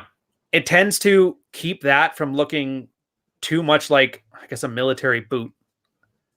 Where it's just too folded. I don't know how else to explain it other than it's too worked in. It kind of softens that over. Yeah. I just wish there was words I could articulate it with because I'm sounding like a pleb stuttering my way through it. Yeah, you can always notice like Chesty is Ryan with 20 years on his back. You hear that, Chesty, you old bastard? I think he's like 10 years older than me. Yeah, it's like something Ryan like 2.0. Yeah. Damn Gen Xer. Listening to his Cure in his apartment with his ghetto blaster. Hope you enjoyed James Spader, you son of a... I like it. I'm part of the Ed Lattimore years, that first generation millennial part of... They even gave us a fancy name because we were raised on Oregon Trail. And like we went to high school without the internet and then to college with the internet. So we don't have the neurosis of millennials, but we don't have the like playing with rocks and sticks sensibilities of the Gen Xers. We're kind of in the middle. Yeah, the only thing I've realized now is I'm really, really happy that there weren't phones with high-def cameras around when I was 16 to 20. Oh, that terrifies me about kids now. Like, Jesus Christ, if half the shit we did got caught on video, I mean, the statute of limitations hasn't run out on most of that shit yet. Oh, guaranteed. Reputation destroying, arrest worthy, even just little things that you wouldn't even think about it. Like imagine if you had a sex tape come out and you were under 18. So now your sex tape came out and you're a child predator for having it or something. Like there's all kinds of things that I think about that are like, that's amazing. The kind of damage you can do by having a camera. Yeah, but that's where we get to with why lawyers are the devil. What do you got on that one, Chesty? Well, because if you made a sex tape when you were 16 and you had it and you're 20 and for some reason someone finds it, a sensible person would be like, okay, he made that when he was 16. He's in it. And someone stole that off his computer. We can't charge him with producing child pornography. Or distributing or... Yeah, the state is like, okay, we have to charge him with this. And the lawyer is like, oh, shit, here I have some billable hours. Let's see how long I can milk this shit for. Meanwhile, the prosecutor's thinking to himself, dude, I can make my stripes with this come election season. So it's just kind of Satan all around. It's the unholy trinity. I am surprised, too. I'm expecting a lot of the Gen Z kids to kind of, as a fad, like turn off their phones for things.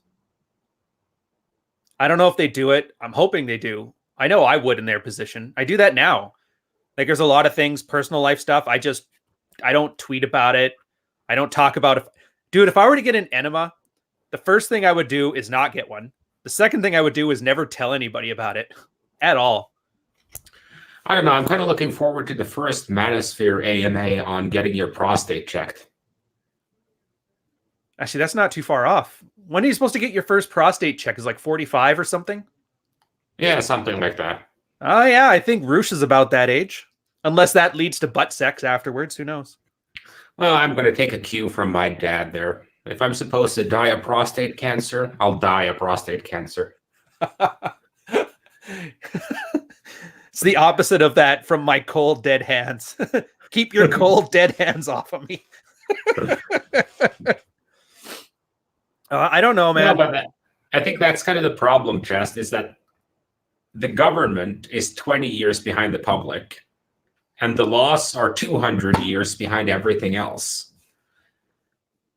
For good reason, though. I mean, you can't have laws that change willy-nilly left and right on 2 weeks' notice.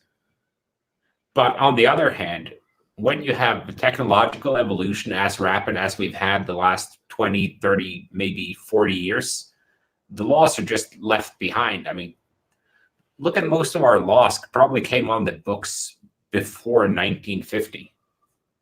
Oh, easily. Our Canadian Constitution, I think, was 1986. So that's still 40 years ago. 1986? Well, almost 40 years ago. Yeah, 86, the Canadian Constitution. Which so it has people regulation for perms, pastels, and cocaine, but not for... what will be other things? The technology or infrastructure? Oh, I don't even know about that stuff.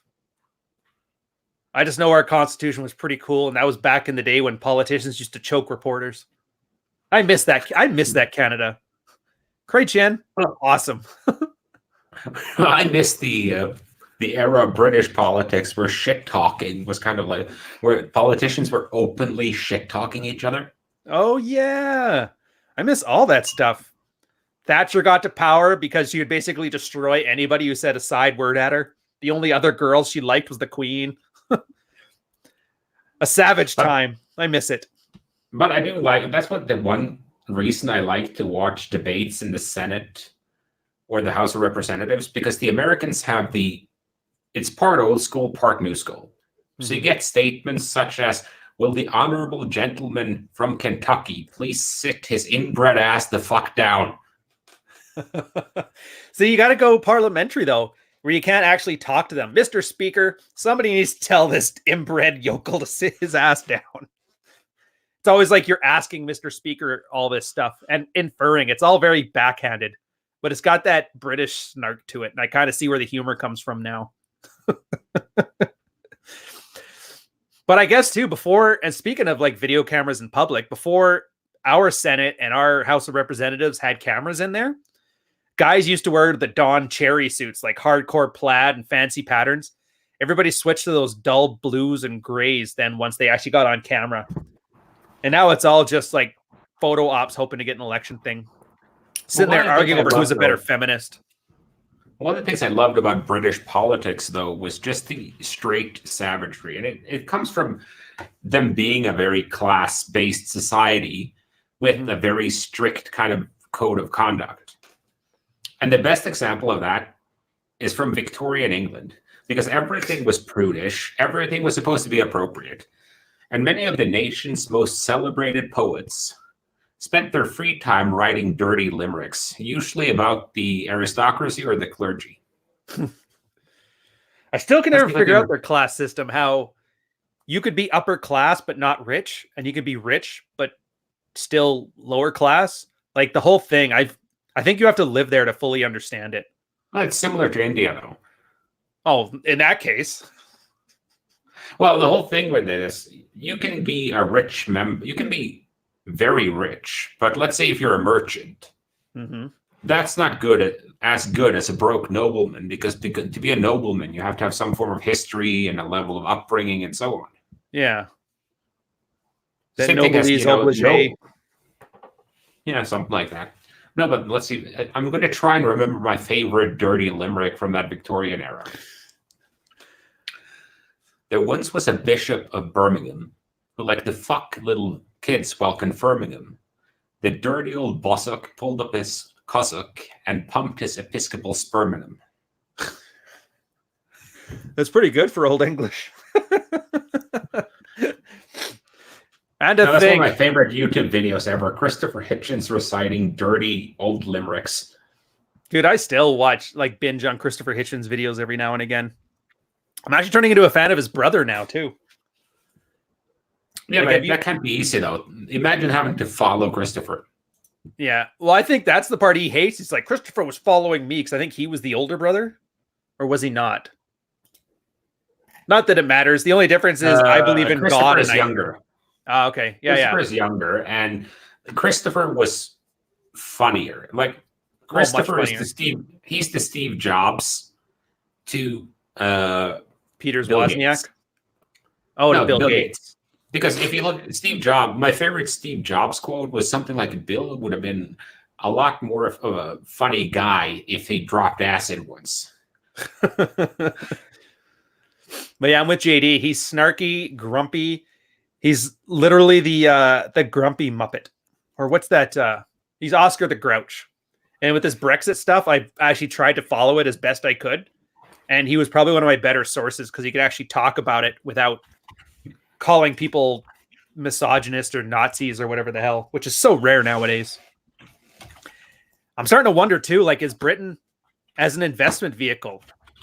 Like, I know everybody's scared because of Brexit, and London was technically the European center of finance, if I'm not mistaken. You correct me here because you're the Euro trash on the panel. It still is, but you also have Frankfurt, so.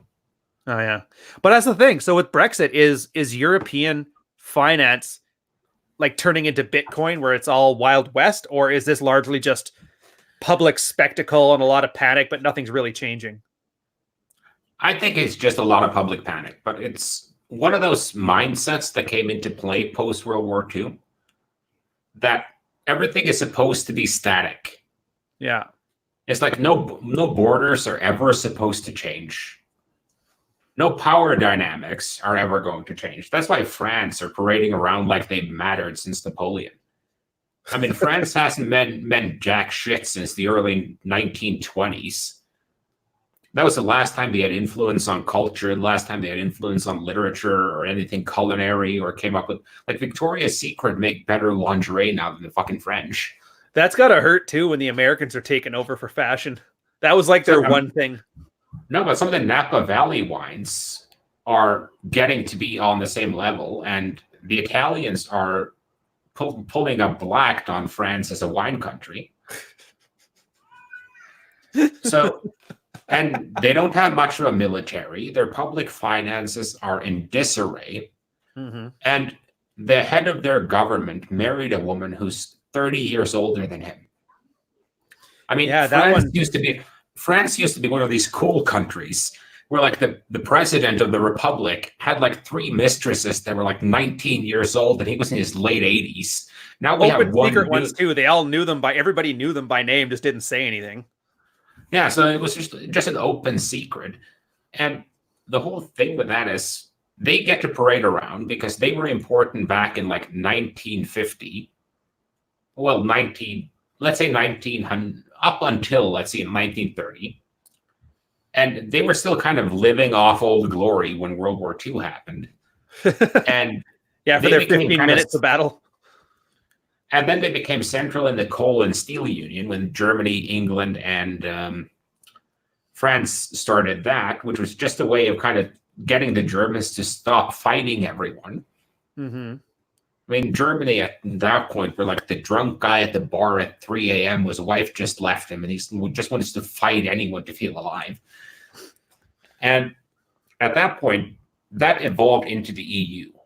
But it started off as kind of like a tiny union of, okay, let's just all figure out a way to make money and not kill each other anymore. We've been spending all our money killing each other for the past 400 years. Can we please stop and spend our money killing other people?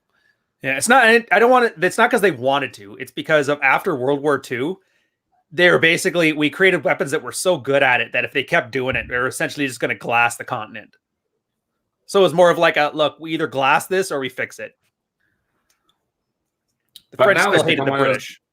But the thing is, one of the principles that I become more and more of a fan of as I've grown older is the law of unintended consequences.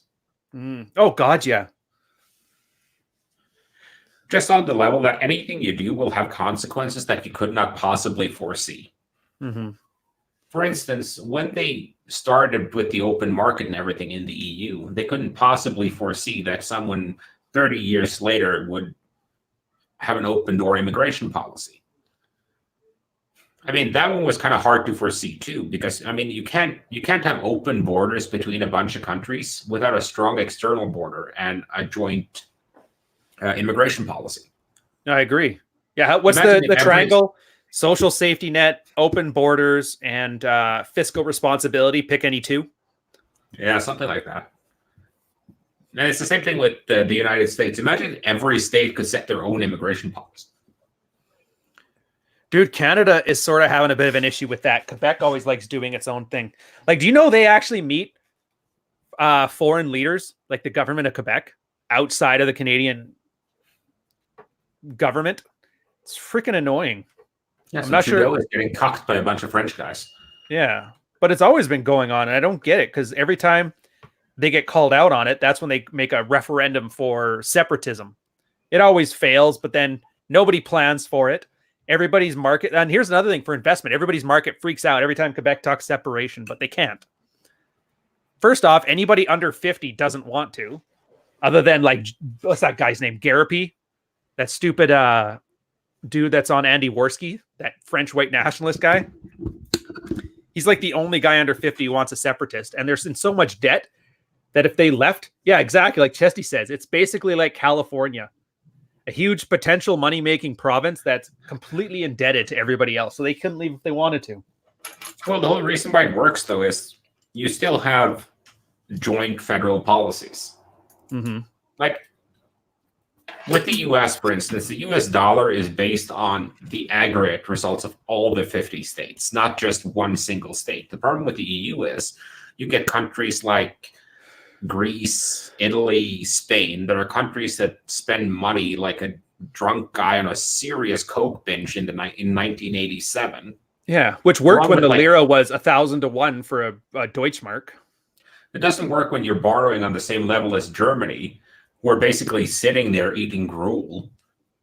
and being fiscally responsible. Because then you have to kind of figure out the interest rate in aggregate for those two. It's like if, let's say your wife was a sensible, down-to-earth, calm girl, and you were bipolar with the coke problem. It wouldn't make sense. It wouldn't make sense to lend her money. It wouldn't make sense to lend you money. And maybe together it would make sense to lend you both money, but less than she could get individually. Oh, yeah, for sure. We have to price in the Ryan risk of you going full manic and going on a coke binge and buying 87 planes or something. And I don't see Bitcoin solving that problem. Like, there's an instability there. There's obviously opportunity to be made there. I mean, if you want to sell immigrants to Europe, you're probably going to make a killing. Buy a boat, just don't sail it to Italy.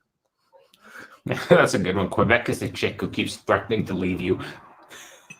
Dude, you're not even joking. I didn't think it would be good for America if California became its own country, though. Imagine how much water money they can make in the other 49 states since California has virtually no water supply. That's fine. They're taking it from British Columbia now. There's like apparently a pipeline going down there. Hey, look at that. Speaking of which, if you guys don't know, Don't Be Soy, somebody actually bought the domain, and I see him in chat right now. Oh, that's cool. Yeah, have you guys seen that? I went to the site once. It's hilarious. It's kind of like it's like BuzzFeed, but for our stuff and not super lame. Or like a TMZ, not BuzzFeed. It's kind of neat. I don't know who you are. Are you somebody we know and this is your alt account, or are you just somebody we've never seen before who just happens to be switched on? And then Sam here with the hard truth. But how can you not enjoy the decline in this stuff? Back to sexual strategy. Open borders, open immigration have created like an eternal September for Europe. Canada, for the most part, doing the same thing. America, everything's going to hell in a handbasket. Yet, Carl, you're still able to make a decent income, live well, move and live around the world. I'm still able to travel, make goofy videos on the internet for a living. Like, as far as declines go, this is a pretty good one. Yeah, but I do think, just from like a gallows humor perspective, it would be interesting to see what would happen in the US with some level of social collapse, just because you have so many fucking guns and crazy people there. Dude, I was hoping Virginia would do that. Like, I know Americans are so fat, they can't even join the military now. So that's why they're having to double down on drones. But then when they threaten to start taking away the guns of the West Virginians, I'm like, oh, isn't that where the Revolutionary War started in Virginia? Somewhere around there. I know it's one of the 13. But if there was gonna be a social collapse, it was gonna happen there first. Unfortunately, nothing really happened. Serves me right for trusting what CNN is reporting on anyway. And that reminded me, I'm trying to find a quote here now. It was James Mathis. He had a quote that I liked a while back. As I watched millennial men struggle to lift their bags into the overhead bin, I am reminded how fucked we are if there's a draft.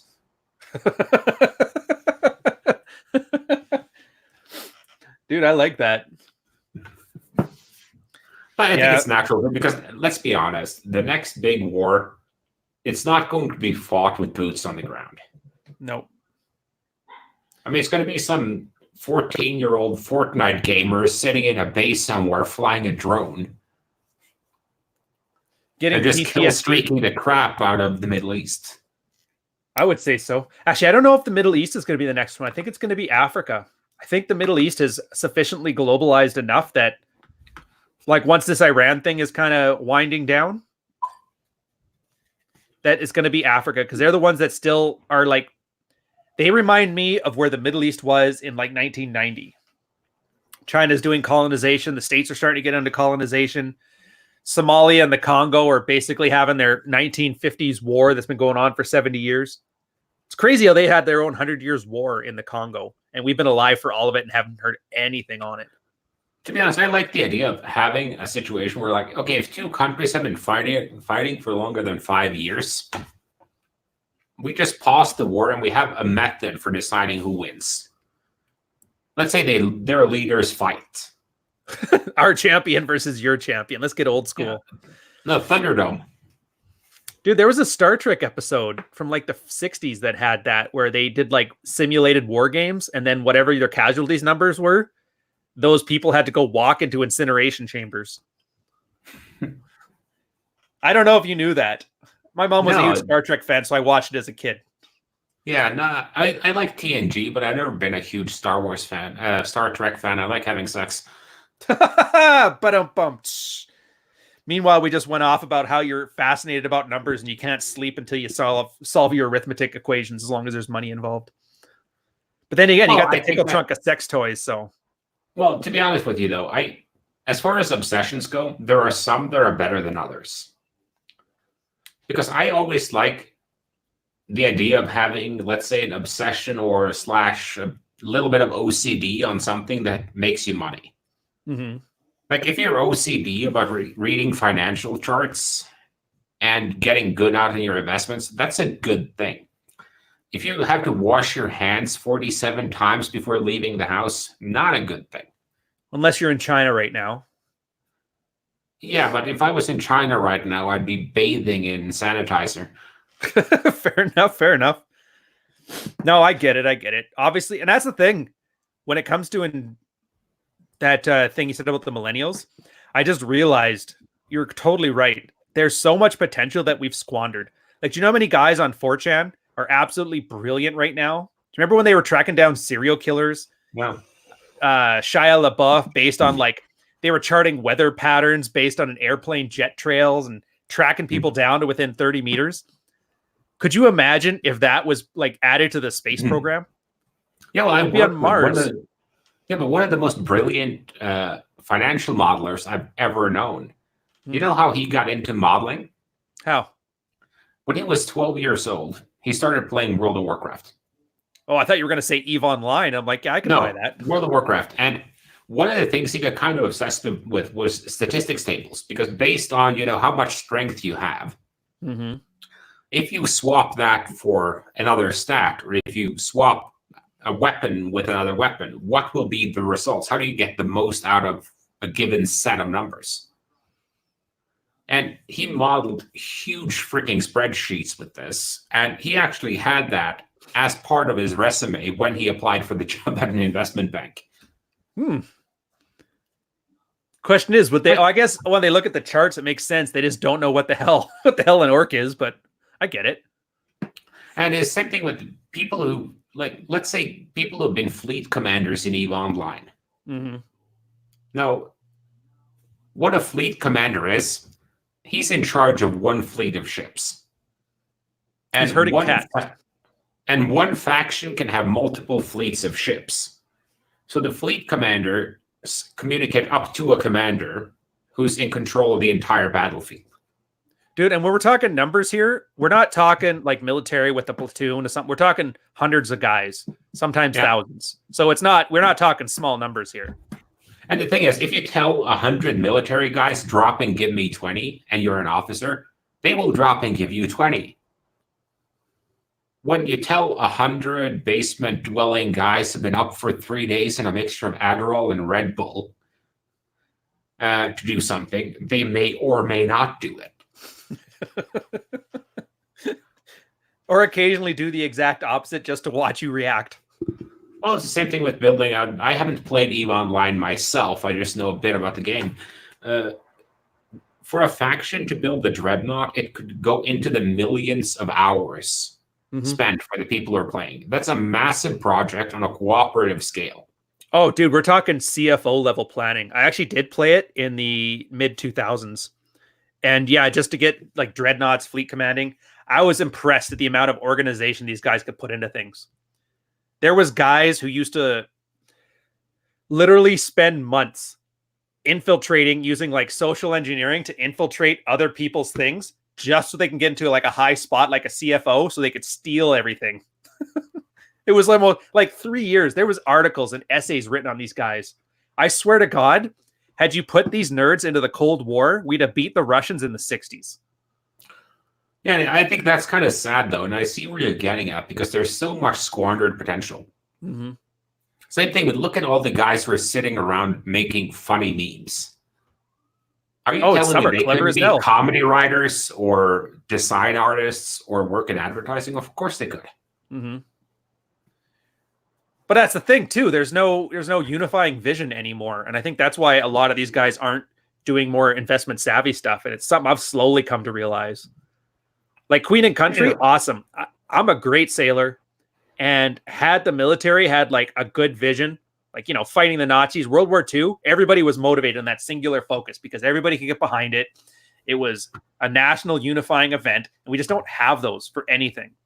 So really the only trait, that's why sociopaths are doing so well, in my opinion, because self-interest is really the only trait left to get anybody to do anything.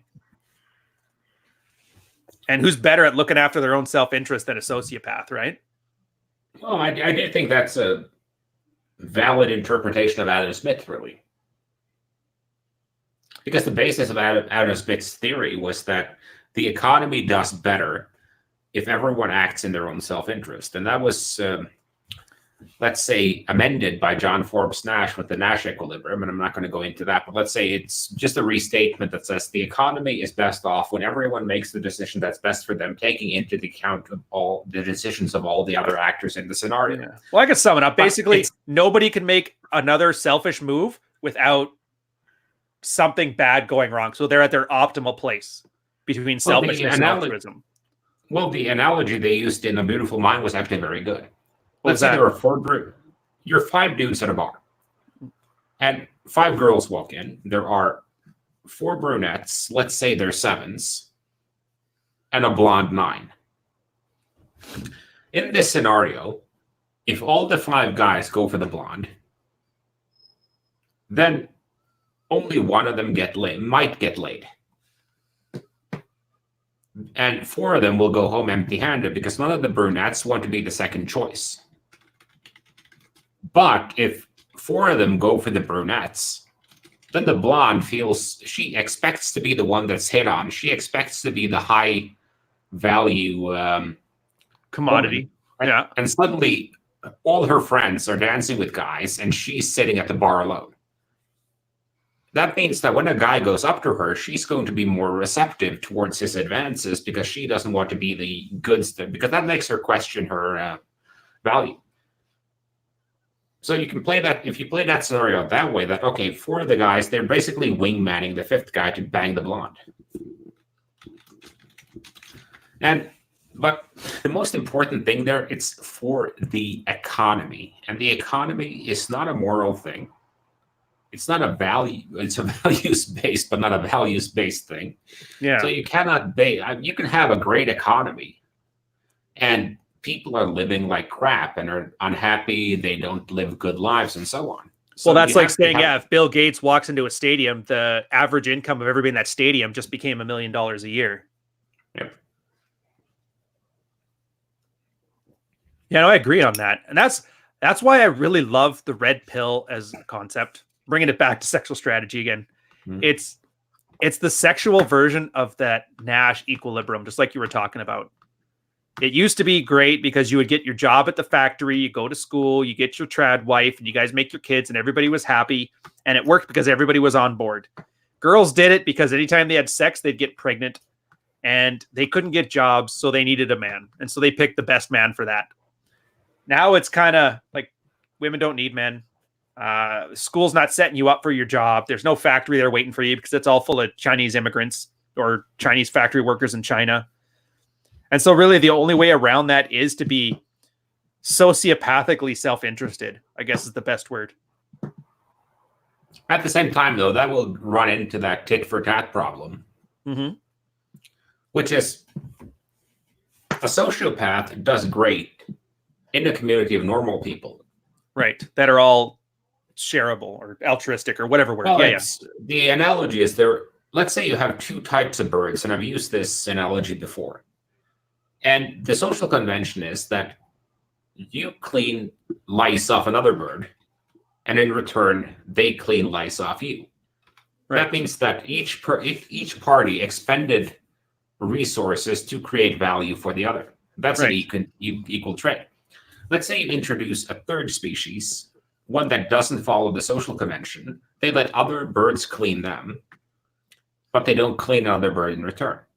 Oh yeah, Now they'll you've work in a created high trust environment, but they won't work if they're the only one there. Yeah, but if you then introduce a fourth type of bird, one that remembers, so that that bird will clean other people, but if another bird doesn't clean it back, it will remember that bird and will never clean it again. Over time, the species of that cleans but remembers will survive, and the other one will be covered in lice and die. Yeah. And it's the same thing. Once you introduce memory, once you introduce that whole sociopathic thing into an environment, it works in a high trust environment, but it ceases to work in a low trust environment. And that's why prisons are basically stabbings, rapes in between meals. It's basically eating, sleeping, stabbing, and raping. That's prison. No, that makes sense. I guess it's an evolutionary psychology thing. I was just reading the research paper on this. I can't remember who the author was off the top of my head, but he made the case that altruism or like generosity are just long-term sociopathic self-interested traits. And I say sociopathic there, but I just mean it's long-term. Like, if you share, generally you're going to lose out in the short term to the sociopath, but in the long term you don't. Which works great in smaller environments. That's the problem now, is that we're at such a large population. I don't think we're going to be anywhere close to enough sociopaths to tip the scales, or enough altruistic people to weed out, or memory people to weed out the sociopaths. I honestly don't know how this would play out on this giant scale. Like, is there macro game theory? Does that even exist? Yeah, well, the reason it works, the sociopathic thing, it doesn't work in small communities that are fairly stagnant. Yeah, because they have memory. Well, if you have a town of 800 people, everyone remembers, oh, that's the dodgy guy who steals. Yeah. I mean, hell, in some cities, they even have nicknames like, oh, yeah, that's Stealing Jim. That's Inbred Blaine. Actual guy from my hometown, by the way. Yeah, so you get those. So at that point, it becomes hard to pull off those scams. But if you're in a big city where it's just Jim and Blaine, nobody knows because information doesn't travel that fast. And now we have social media, so it could. Yeah. But then you get the downside of that being mob justice. Yeah. But then as a counter to that, one level higher, we get globalism. Social media, if it was just Canada or just America or just wherever the hell you are right now, Cambodia. Cambodia. That would be one thing. But then I can't, even with social media, I can't keep track of everybody. Like, I can barely keep track of people in Central Florida spurging out. I'm not going to know who's a sociopath in Europe or in China or in Africa. And then with the open borders thing, you're essentially creating I don't think the human brain is capable of keeping track of that many actors to know if they're good or bad actors. I think our monkey sphere. Like the MacArthur number or something? Yeah, the monkey sphere thing. I can't remember the name. You're probably right with the MacArthur number, where we're able to keep 150 people in our headish. Yeah, it's something like that, because you can only keep track of so many people. Yeah, and then they become archetypes. Well, I've noticed that because I've changed jobs a lot. And you always get your buddies at the given job. Mm-hmm. The guys who talk to the most, the guys you go have a beer with, and so on. Yeah. But when you change jobs, you kind of lose contact with them. You may have them on Facebook, but you don't talk to them anymore because you get your new crew of drinking buddies at your new job. Yeah. And they all kind of blend together. Like, my old sailor friends are now my old sailor friends, as opposed to that's Matt or that's Jim or that's Tony. Yeah, you may get together once or twice a year, every other year or whatever. But you have a relation because of something that existed in the past, not because of something in the present. Right. What about vibes, bro? The only vibes I like are the kind in the sex toy Dude, the only way I like referring to vibe is when you're talking about music or film setting tone. Other than that, yeah. Thanks for the super chat, but you're just doing that to rile us up. Carl already threatened to strangle me with a parachute cord if I bring up vibes again. And I'm not even going to lie. I probably wouldn't fight it. Well, it's the I like how we've really raised the level of discourse in the chat. They're discussing GDP now. I saw that went from weapons to GDP. That is really getting good. Yeah. What can I say, man? Audience is switched on the more Carl I have on here. So I'm all for it. But isn't that what we want at the end of the day? I think that's the topic of, I don't know if you're able to make it or not. Troy's hosting Rule Zero, and they're going to talk about essentially how so many people in this space are going completely batshit insane, and can it be saved? And I'm kind of thinking, no. The more I've been talking to you about this and thinking about game theory and bad actors and smaller communities, I'm kind of leaning towards no. So I do like your gay locker room idea. I might start that up and just make that a thing now. Well, GLRs. Hunting. Yeah. Yeah, every YouTube community is supposed to like name the audience something. Our guys could be GLRs, gay locker rooms. I think someone over on the Reddit that shall not be mentioned may have already gotten that idea in before us. Oh, I'd love to. He got. Do you want gossip or no? Sure.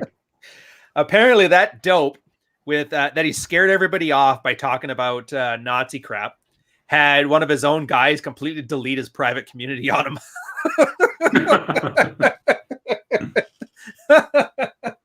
Made me laugh. They somehow managed to find some backups to it, but yeah, I just found it hilarious.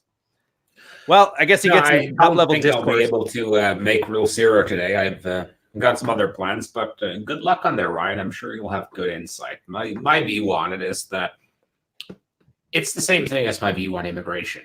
Mm-hmm. Immigration can be incredibly beneficial to a country if you can get resources and minds you wouldn't otherwise have had. However, that requires a level of discernment with who one permits to enter and who one keeps out. And in an open community where anyone can join, and it's basically a question of who can build an audience, that will always have a high risk of someone. I'll use the Kool-Aid analogy. Because the temptation is obviously there because you have money, you have an audience.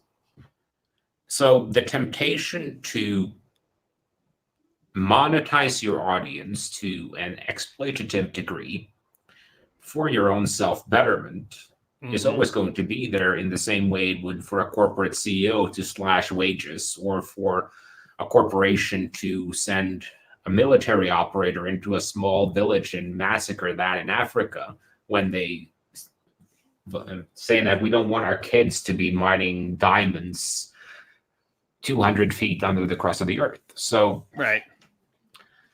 It's always going to be there. And I think the long-term functioning of any organization depends on its ability to basically kill sociopaths, detect and kill sociopaths. You think it's better to detect and kill them or to guide, like to align their incentives with the organization's incentives? That can work, but the thing is, it depends. Killing and removing is easier?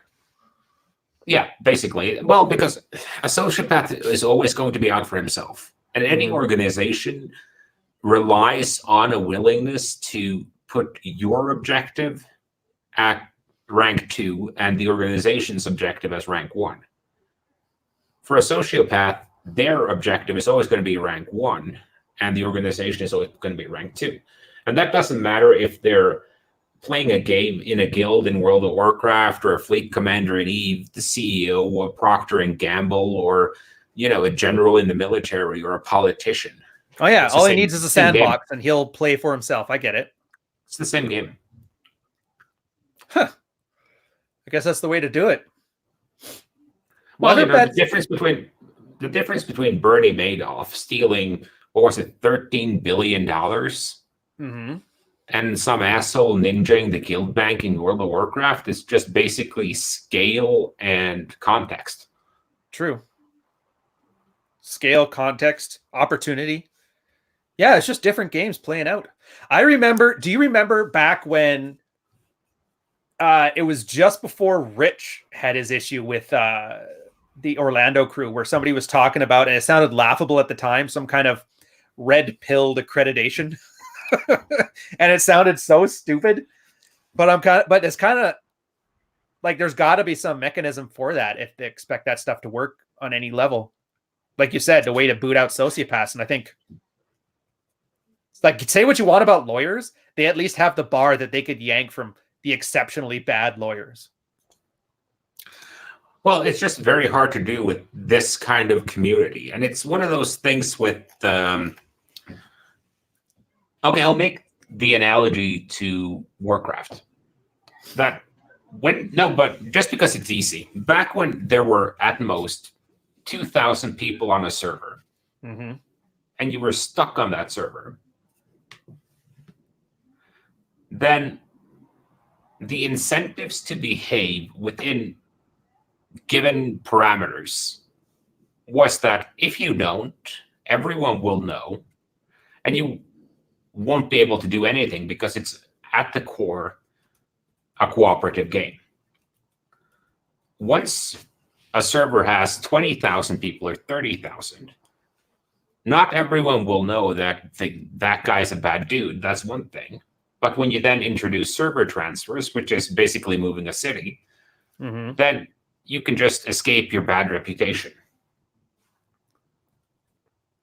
So, did that actually have a fairly big effect? Of course it did. Yeah. Well, I never played World of Warcraft, so I don't know. No, but what happened was that you created an opportunity for people to do some unacceptable things within that social group and get away with it.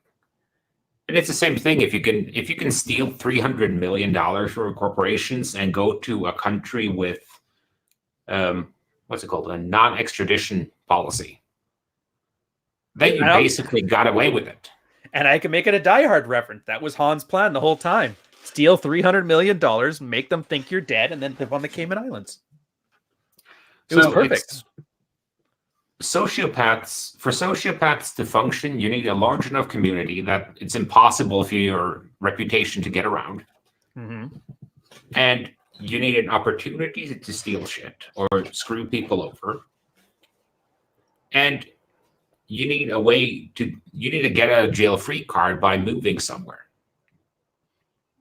And international transfers of penal records and so on, it's not good enough yet to where you can't go to a country that still works off a 56K modem and get away with it for a few years. Like, that's how so many Nazis ended up in Argentina.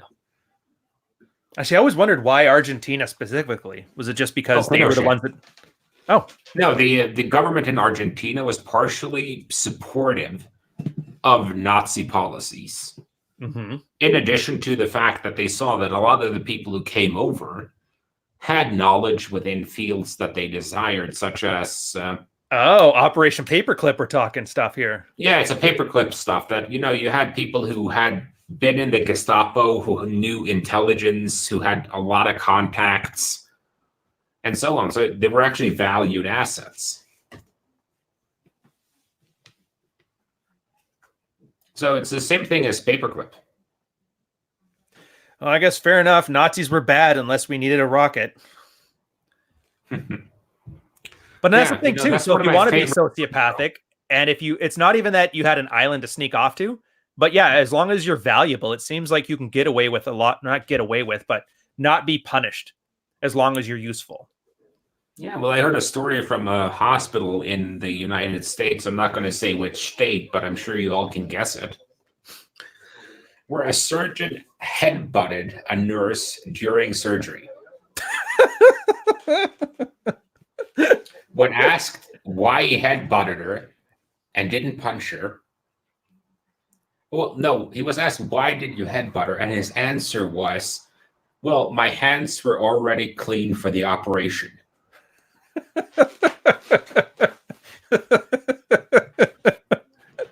America never changed. He still works at a hospital. Makes sense to me. Hey, nurses are replaceable. Doctors aren't. That's something else too I learned. It is amazing when I've been in a few corporate down cycles now where they decide to lay off a bunch of employees and that. it is amazing to see, no matter how bad a person is, so long as they're useful to somebody else, that they'll be hand waved away. I watched it in politics, like Trudeau, dressed up in blackface, fired feminists, ruined their careers, but because he was such a good like feminist ally, everybody just ignored all of that. Or Harvey Weinstein. Or Harvey Weinstein. In Hollywood in 40 years until they couldn't keep a lid on it anymore.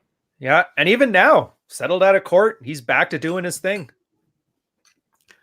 And it's just as long as, well, that's one of the things about why corporations are psychopaths. If you can make people a lot of money, they will always figure out a way to keep you safe so you can keep making them money.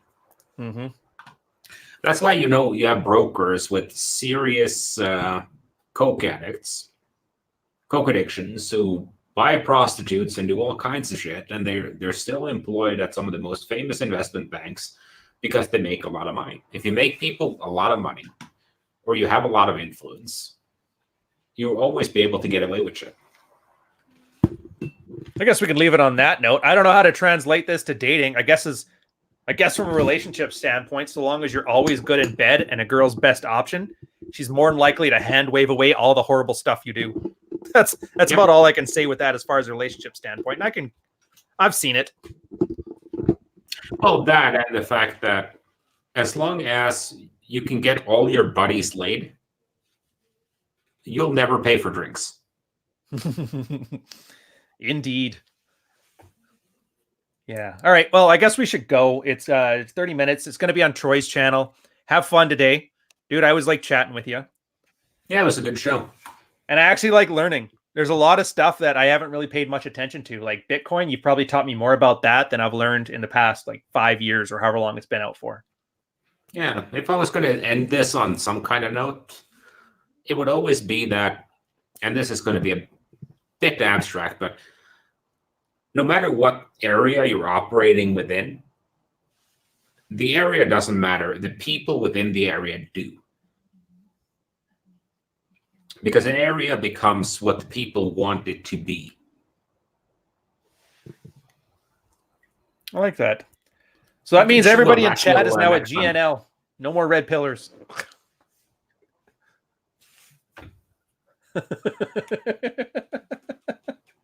I'm sorry, I cut you off. Please finish your thing. I like it. You still there? I was done with mine, so you can just cut it. All right. Yeah, I was going to cut it. All right. Catch you guys in like 20 minutes on Troy's channel.